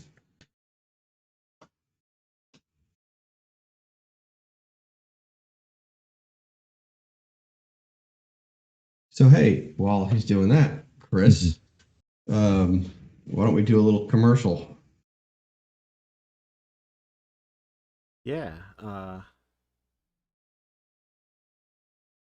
Cool. Okay, so let's see. Hold on. I was just looking for that URL real quick. Okay. You're working on this thing too. All right. Anyways, what do we want to do? We want to I was just gonna say we got a little break here. bring up the website. Talk about, hey, listen, if you're here, we appreciate it, right? We like to chat. I see a lot of chat going on tonight. That's been fun. And subscribe to our YouTube channel if you could, if you're interested. YouTube.com/the Dev Talk Show. We're on Twitch, twitch.tv/the Dev Talk Show. We're on Twitter, the Dev Talk Show. Dev Talk Show. We're like all over the place, aren't we? Seems like it, huh?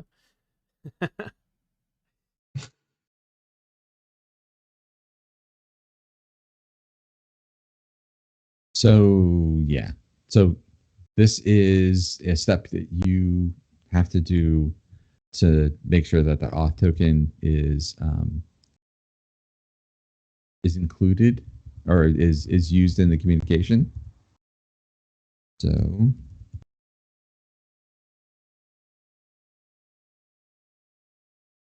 how did we do that? Oh, because here we go. Auth token.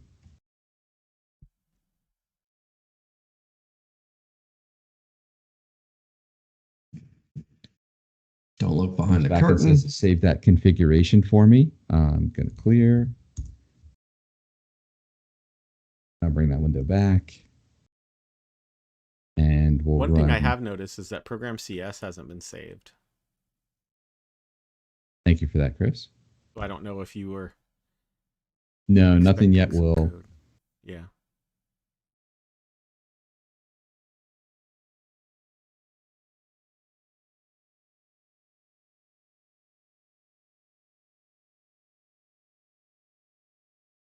Yeah, Tiwahoo likes your oh my posh. We were talking about that earlier. And I see it in the chat now. So. Yeah, I think it's one of those things that I installed it when I did the first rebuild of this one, but it's one of those that there were a lot of steps. Oh, really? So I just bookmarked the video. Yeah. Between the. How about a show? I think for me was we talk about Oh My Posh next week? And Windows Terminal and other stuff like that? I think Windows Terminal is awesome. Copy. See. All right, let's bring this guy back up. So yeah, that worked, by the way. I connected to your chat interface. Oh, cool.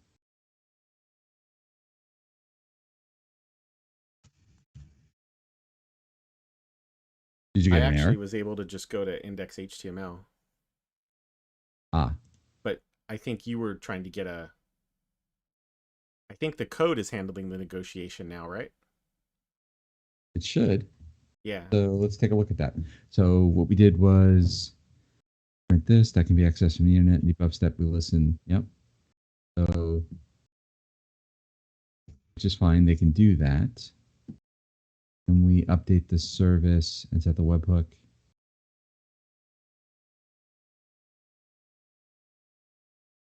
Oh, I see.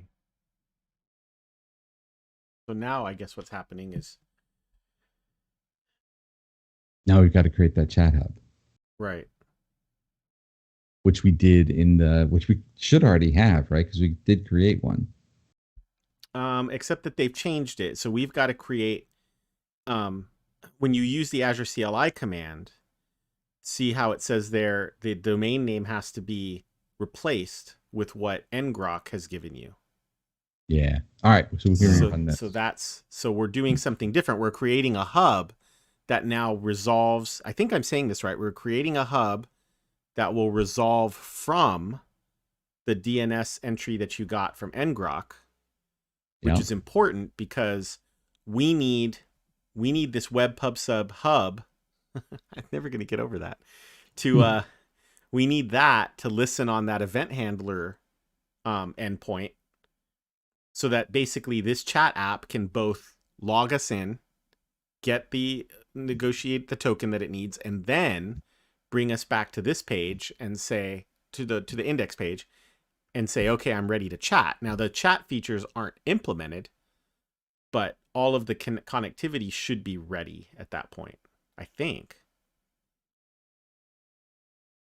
I think it's just that the chat functionality won't be implemented yet. Yeah. The resource group is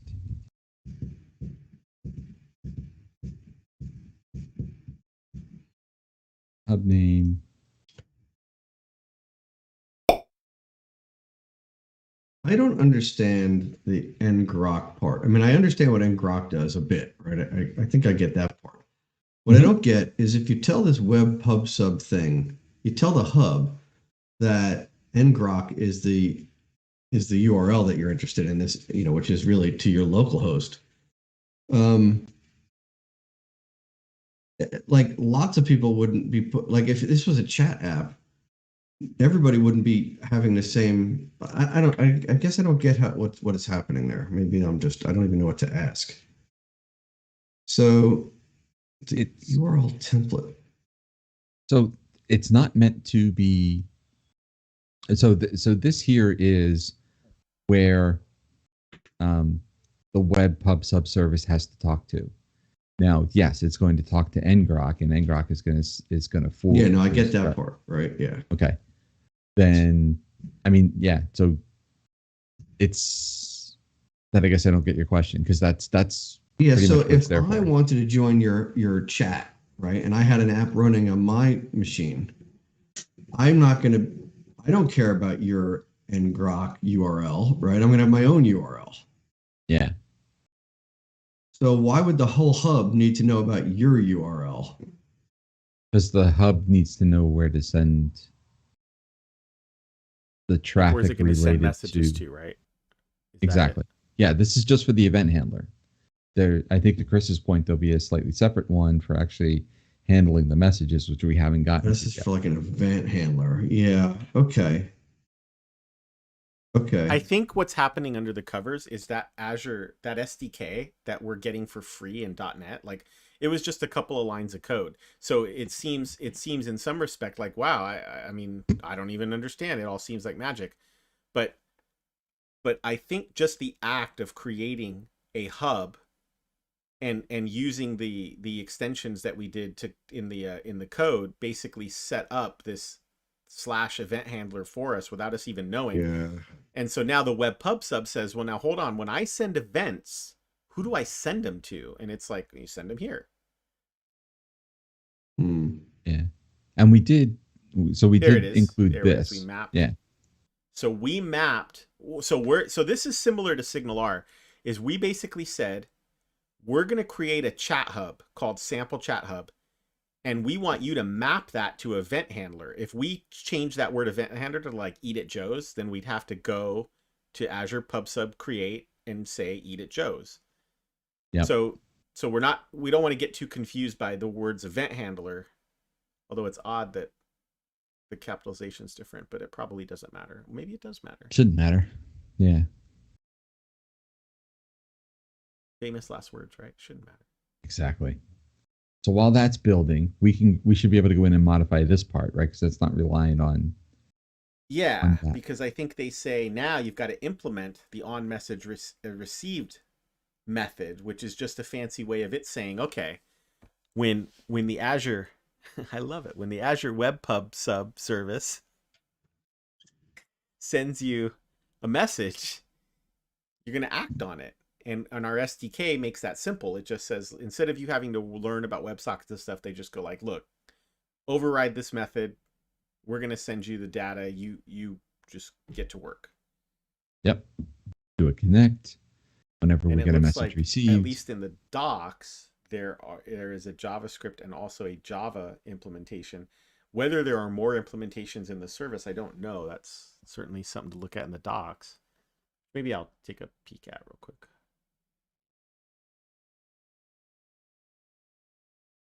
All right, so let's see where we are on. Okay. They have SDKs in C#, Java, JavaScript, and Python that basically implement all the WebSocket cruft for you. But the reality, since it's just WebSockets, I mean, you could be in Rust, and if you want to implement it, it will work.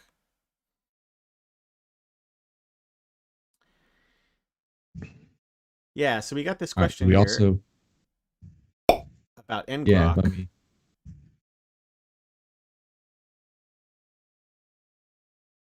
public URL that proxies to your local host, right? So you can retrieve stuff from the outside world and see it work.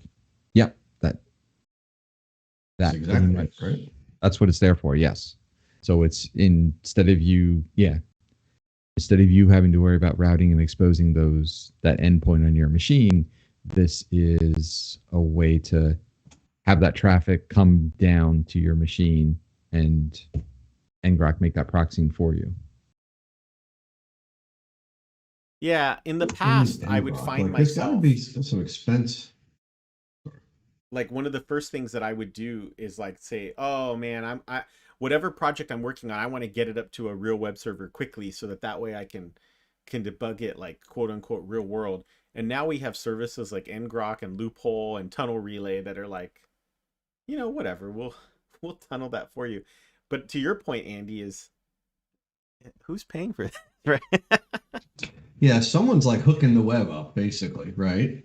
Yeah. Right. So that's a great question. And if you look at the ngrok service, there's there's a free there's a freemium, and then there is a paid service. So they're making that's probably okay. So good for them. I mean, everybody deserves to make some money, Oh yeah, I think we all agree with that. And if you wanted to do an HTTPS connection, then that, because although I think it does the routing. I'm looking at their stuff, and also if you want to have subdomains, like it could get more complicated. You might have more things you need to do, and so that's cool. This is cool. I did not know that they offered those additional services, so I'm kind of glad. We'll give them a little commercial. We're using their product. We give them a little commercial on the show, right?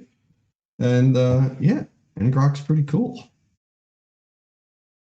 Yeah, like I said, we couldn't do what we're doing here without it. So that is some good stuff. So when we look at pasted in the updated code for the web page as well. So we've got some more components, some more controls on the web that'll make it easier for us to write messages. It won't just be a pop-up anymore.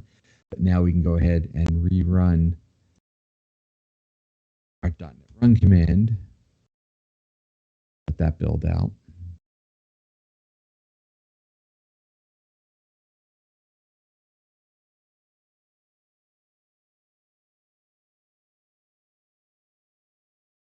There.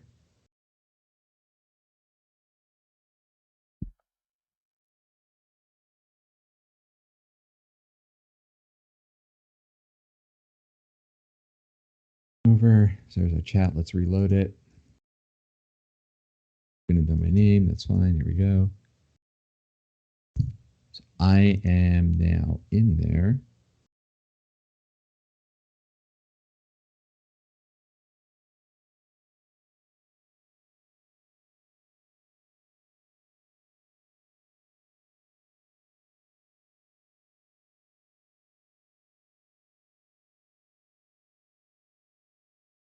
Guys still with me? Yep. Yeah, I'm sorry. I was looking at the ngrok website. I got a little distracted. I'm tired tonight, I'll admit. I'm off my game a bit. So we are Are we at the point where I can type a chat there? Are you going to be able to? I don't know. I mean, in theory, right? You should be able to take. I mean, I typed a bunch of stuff, but I don't know if we are. Like, is that? It's ready, supposedly, right? Yeah. It's interesting that it says the WebSocket is closing or already closing. Did something happen there?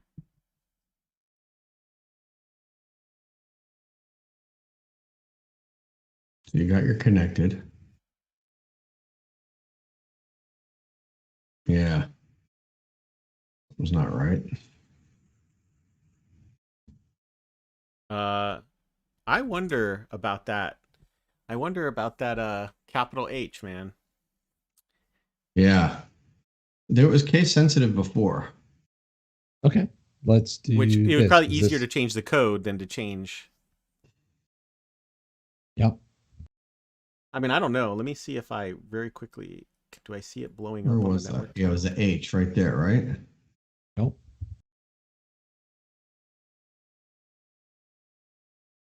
And then what? Save it. I and did run get it? a 502. Oh, that's because you just sorry.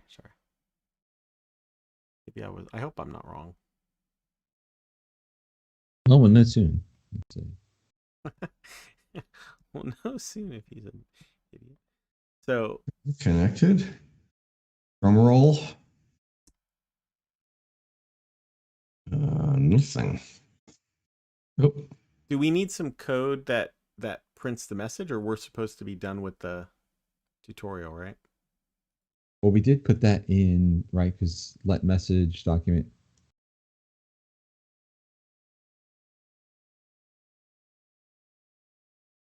Did we miss a step? Or do we have to configure a URL or something like that? I don't know. Just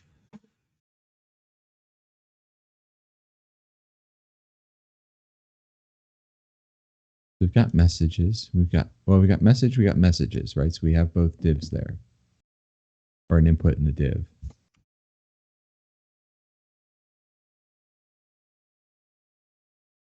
So I keep getting a message: WebSocket is already in closing or closed state. yeah, that's the same message we're getting.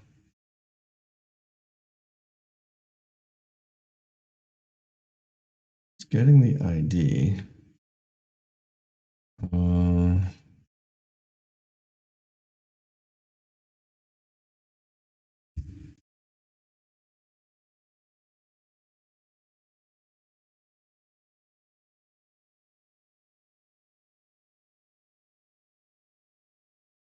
I'm just running through seeing if there's something else we might have missed. But Yeah.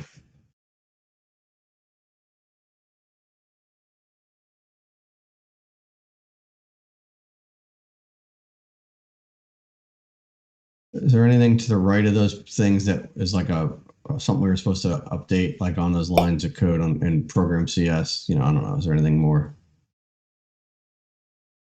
other than the connection string that we did up above, no. Right, and that didn't change at all, did it? What didn't? You're still connected. You're still connecting to it because you're getting that connected message. Yeah. So that works. Right, because that exactly that connected wherever that was. Negotiate that writes to the doing log. its thing. Yeah. Is it something about is the problem with the ngrok port where it's trying to call back to us? Do we have No. the code that does something on a char 13? We do, right? That's in index HTML. I'm sorry. Yeah, we do. Right there. So it gets the return message.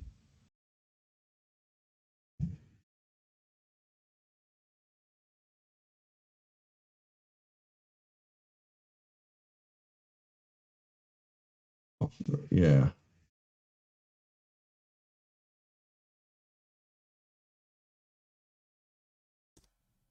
God, Well, does the all right. So WebSockets hang on. closing? We should be able to, if we look here,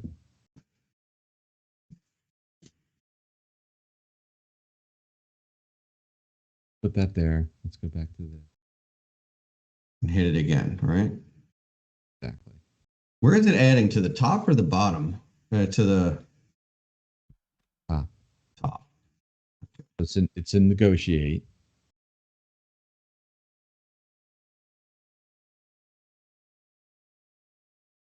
Okay. Chris, you're not hitting it now, are you? I did a second ago, but I'm not doing it right now. Okay. What's interesting is it always happens on the second time you hit it, Rich. You know what I mean? Like you're typing the first piece of text in and then nothing happens. And then you type it Right. again, I think.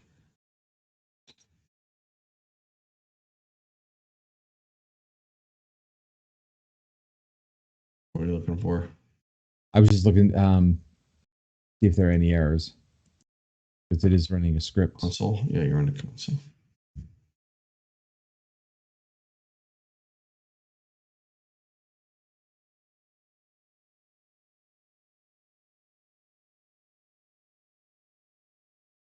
What's that? Send message dot value.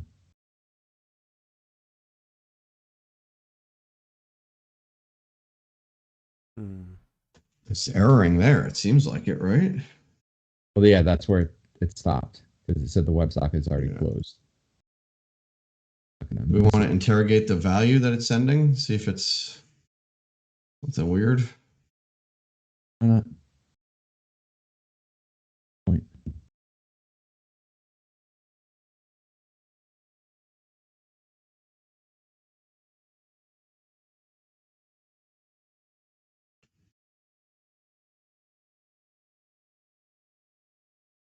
That's interesting.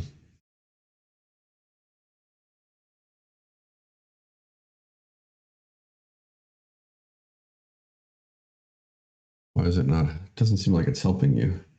Don't we usually get the hover over?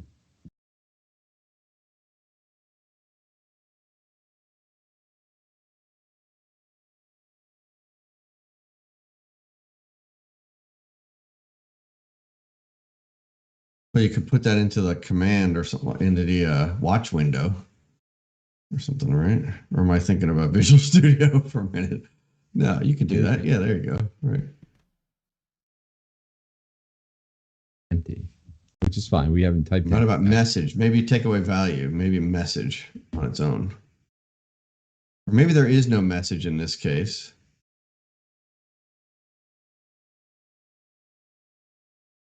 Oh, that's interesting. Okay. Because message is this thing. This guy. Right? It's the input. So that control dot value, right? Yeah. And since we don't have anything there, we can just move along. Put in my name.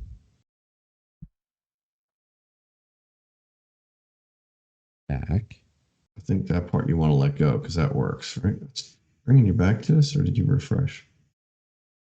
I hit F5 thinking that was.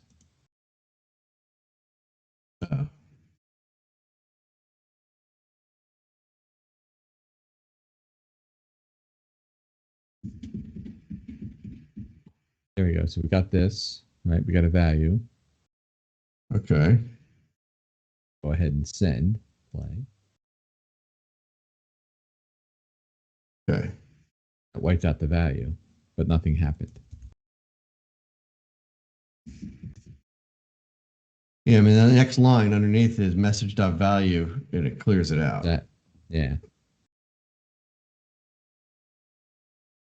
But it doesn't seem like it's getting in there. Maybe that's where, because this is with key press. Yeah, because we want something to go ahead and start popping the messages back into like this one. We need to basically add that information back into, create an element, inner text, event data, child message, boom.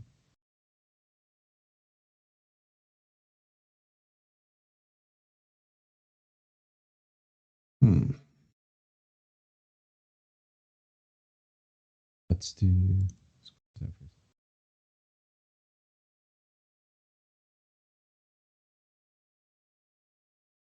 Must have missed a step.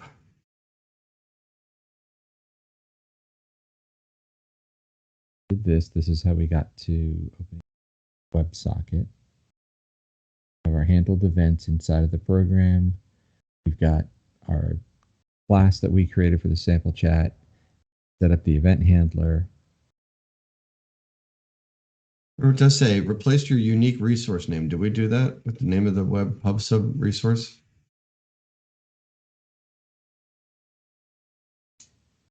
Okay.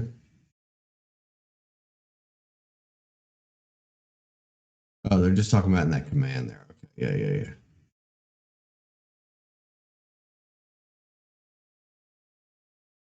Yeah, it's interesting. If we look at this, it never calls the event handler. And you think it should, right? Yeah.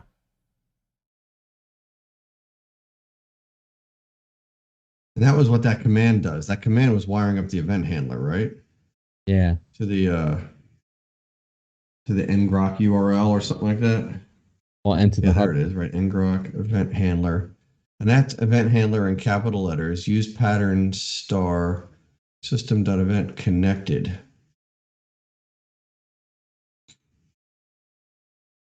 System.event connected.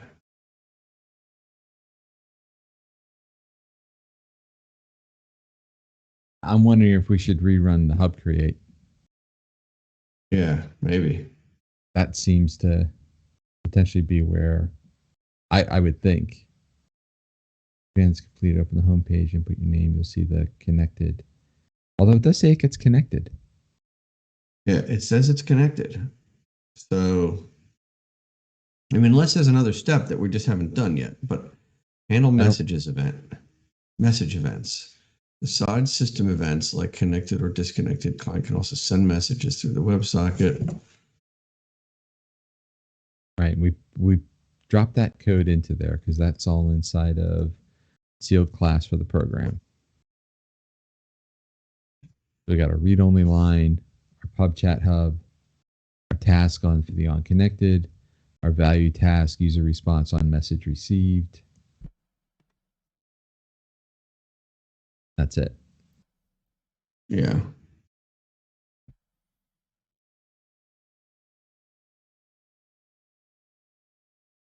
Huh.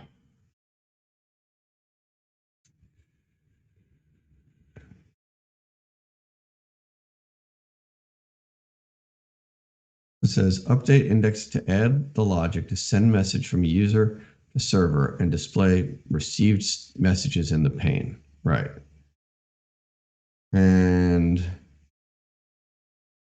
well, you know what? I'm going to try something here. Let's Google it, right? So this is web PubSub Service. And what's that message, error message we're getting again? Like says the connection's already closed or something like that? Yeah. If you could let me see it again. Yeah, okay. WebSocket is already in closing. That probably should be enough. How to catch and deal with WebSocket is already. Let's just see if this tells me anything. This is not, I don't think, for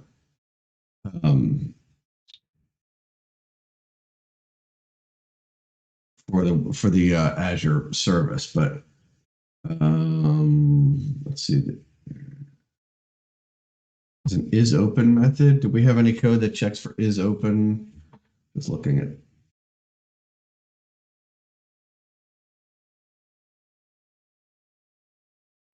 On open, we've got that.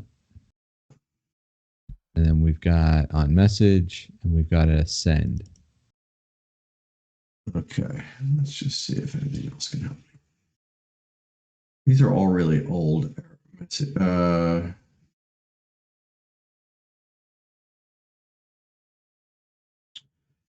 You know, the messages, the posts I'm seeing on like Stack are more about, have nothing to do with the Azure service, just about WebSockets, right?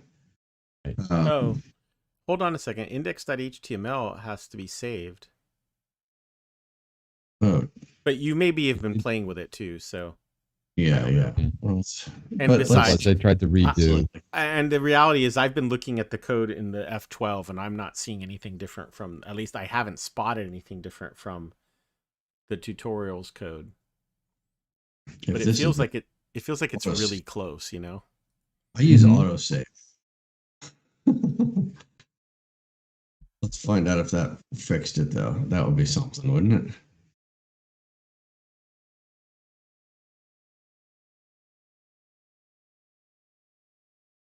Type in the chat. No, I don't think it made a difference. Because I've been looking at the code in the F12 browser too here, and I'm not seeing anything, at least in the client side code. Because you probably cut and paste that code, so I did. yeah. Right. In the chat, do you have to move the WS variable out of the scope of the function so it doesn't get disposed automatically? Says Loca. Oh, and Loca says, okay, never mind then. Here we go. So what? So watch. Can I do this? Live trace tool. Wait, that. Yeah. So as part of the Web PubSub service, there is a live trace capability. Yeah. Nice. So if I do this and I say, hey, let's go ahead and reconnect this, it's going to ask me for a username. Boom. Okay, that listed there. I got a connection. Connection started. Full In the chat. sample chat hub. Wait, sample chat hub. Read that, but it says Chris is the name, right? That's really hard to read, by the way. You're trying to do a dual screen thing, but yeah. I get it, but The hub's name is Sample Chat Hub. yeah. Okay. So now if you send a message, oh, look at you. That's a nice idea, Rich. That's a pretty cool idea. Look at that. That actually is nice. Okay. So this was the one that I put in. That's the one that Chris put in. Look, that You message received comes the across message. from me. Did you get one? No, but see that? Received a message? That's me typing in. Yes. I typed that in. Yeah, so it seems like the thing is getting the messages that just not getting back to the browser, possibly, right? Right, but then once I do one, it doesn't work anymore. So are we struggling it with the says it's name already of the closed. hub being Sample Chat Hub, but yet see why that should matter? Hey, there's something upstream. Not see that exception Event Yeah. handler item is on the not right, a found. little bit to the right. There's an exception column right there. Yeah.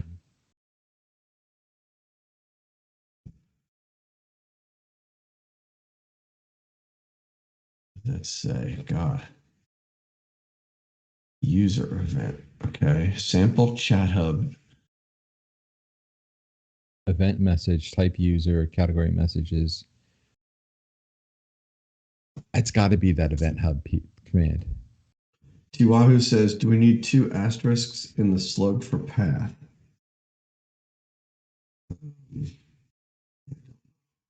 Oh, and when. So he's either talking about this Right there. or he's asking about this. When you Or- named the hub in your Yeah. Azure client PubSub create command, Yeah. was that camel cased?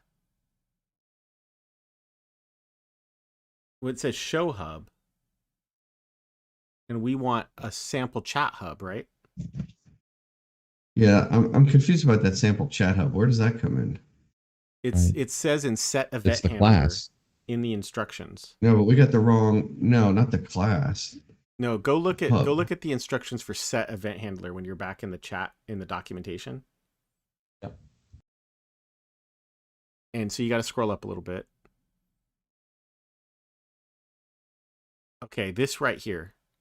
When you move across, they're saying that the hub name is Sample Chat Hub. Is that what was put in? No. But that's So what it's maybe trying to That's the push. problem. Right. that's what the clients are trying to push. The clients are trying to push sample chat hub, but over in AZ client, I think it says show hub. Is that right? Yeah. Yeah. So do we need to maybe then, all right. rerun? It's in the program. You can just change. Well, but that's got to be listed somewhere, right? I think it's the name of the hub is the problem. I think the SDK probably says, oh, your class is called sample chat hub. Then that's the name of the hub. Yeah, yeah. So why don't we just rebuild the hub on the server? It might be easier to just. Oh, then we do need to do other stuff if we do that. No, I think it's just another hub. Rename it's just a new hub. Yeah, it's just another hub, right?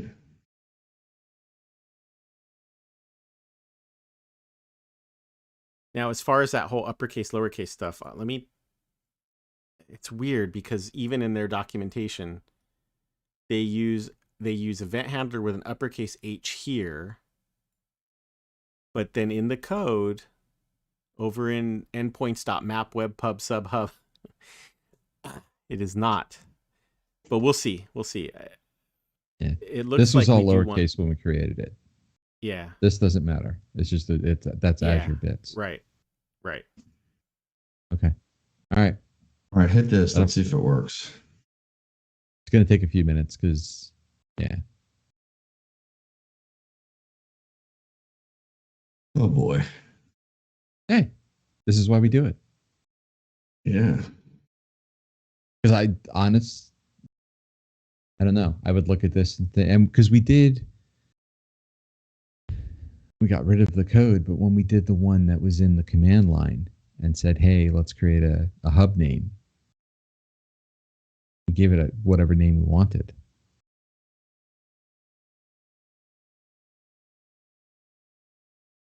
Maybe.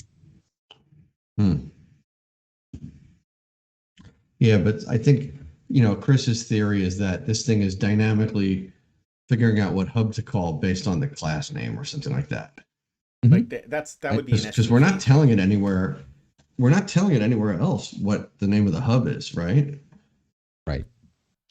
Yeah, I suspect the SDK might do that by default, but you could probably, right. Because the SignalR SDK worked the same way. Is if you did the very basics, then there was a lot of by convention. But if you wanted to say, well, I want my class for the hub to be X, but I want the actual hub name to be Y, you could do that through configuration. Sure, I'm sure there's a way to do it. But let's see. I don't remember this taking like too long, right? When we did this last time. No, it took a little bit of time, but there we go. Okay. So now, do we need to do anything else? I don't think so, right? Because it's still going to negotiate against that same. Oh, it's already working. It's already working. Yeah. Yeah. As soon as you do that. Oh my gosh. Look at that, folks.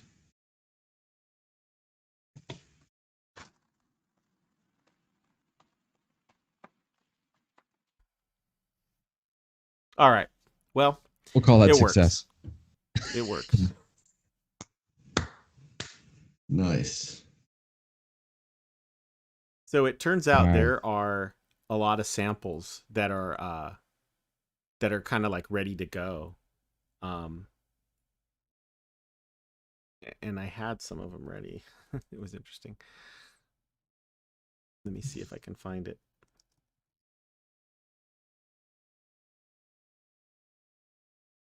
They basically show off, different ways to use this. And these demos are publicly accessible. There's GitHub code for them and everything. Mm-hmm. So let me bring some of them up here. And are you switching to share? Yeah. So I started sharing there. And so and this is a publicly accessible demo, right? Like there's nothing special about this. If I paste the URL into the chat, everybody can join this right now. So this is a whiteboard demo that they give you all the sample code for in GitHub. So here it is. You could run it yourself. But once I Is join this better on than the White Hub you wrote? I don't know. I mean, it's not as fully featured. Ah, So I guess the answer maybe is no. there you go. Yours was awesome. So here I've got 2 users, right? Let me try and put them close. And so I logged in with 2 different users, and if I just start drawing, then we should see it showing up on both sides, right? Yeah, you're only Well, seeing we're one not of seeing those your other screens, so. screen. It's just a black screen. It's not showing both screens. No, it looks like you And only shared wait, and I'm not a seeing your browser. screen on the stream either. Yeah, You're it looks sharing like to it. Oh, I you're haven't sharing to switched. Skype, but Okay, so there it is. yeah. So let me Oh, look at delete that. It everything. works better on your thing than it does on Skype. It's not sharing it to Skype, but it's sharing it to the stream, so that's fine. I can see it there. Yeah, I did share to Skype. So Yeah, the second screen's not working. That's all. It's no big deal. So yeah, like anybody could log into that URL and start drawing here. Which is interesting. Like I can change the color and make some straight lines, which is cool.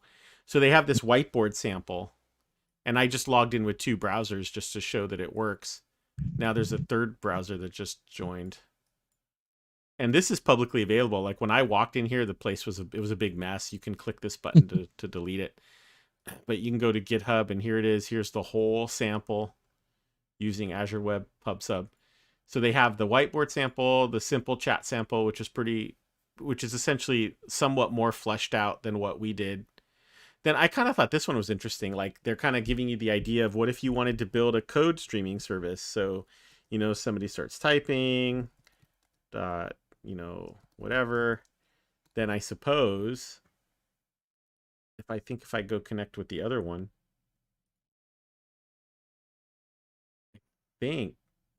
oh no, you got to share the link. Okay, I see. So I've got 2, and yeah, this is being kept. It's hard to do this stuff all in one browser, but as I type, I think all in one window anyway. Sorry, what a big mess. So this is a watcher, and here I am a typer. So I can start typing console.writeLine. So that's kind of neat. And then like the scoreboard sample. So they have these samples that you can look at and start using yourself. But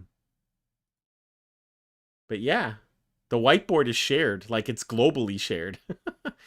Since I was last here, we've had some drawing. So yeah, that's all powered by this Azure Web PubSub. Nice. That's cool.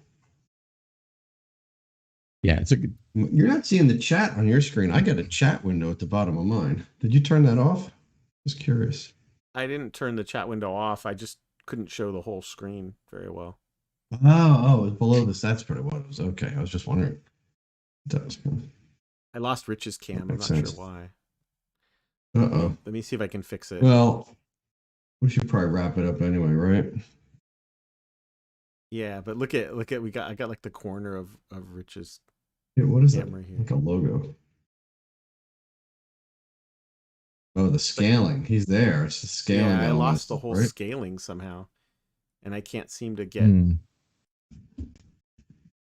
Tell Rich to just move his head to the part that's on the screen.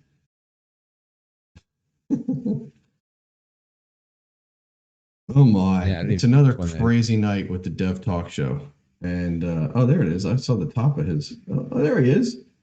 He's in. Don't move around. Just leave it. It's good. It's good. Let's just wrap up the show. He can be right there, Chris. All right. Somebody's still drawing on the whiteboard. I don't know who it is. Yeah, but that's all.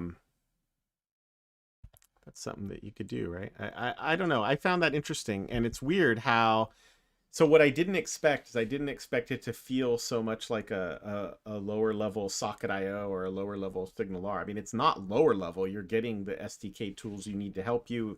Look at all the infrastructure we didn't have to set up.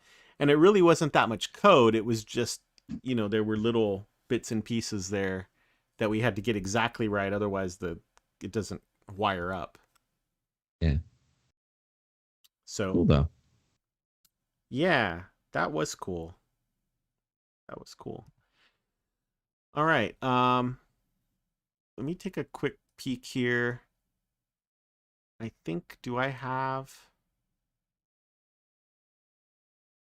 the meetup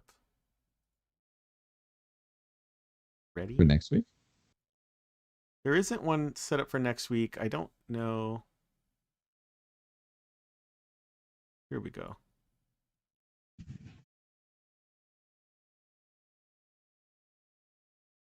We don't have a topic set up for next week. That doesn't mean there won't be one. Right. On the 30th, I've gone ahead and put in learning cybersecurity from Try Hack Me, which I think we can do in 2 weeks. So hopefully, I would like to think that by Friday we'd have an event here for next Wednesday. Now that means either coming up with one or maybe getting a guest to come on or something like that, which we don't know. So Okay. in the meantime, thanks, Rich, for driving that and getting to see Thanks. Azure Web PubSub. Yeah.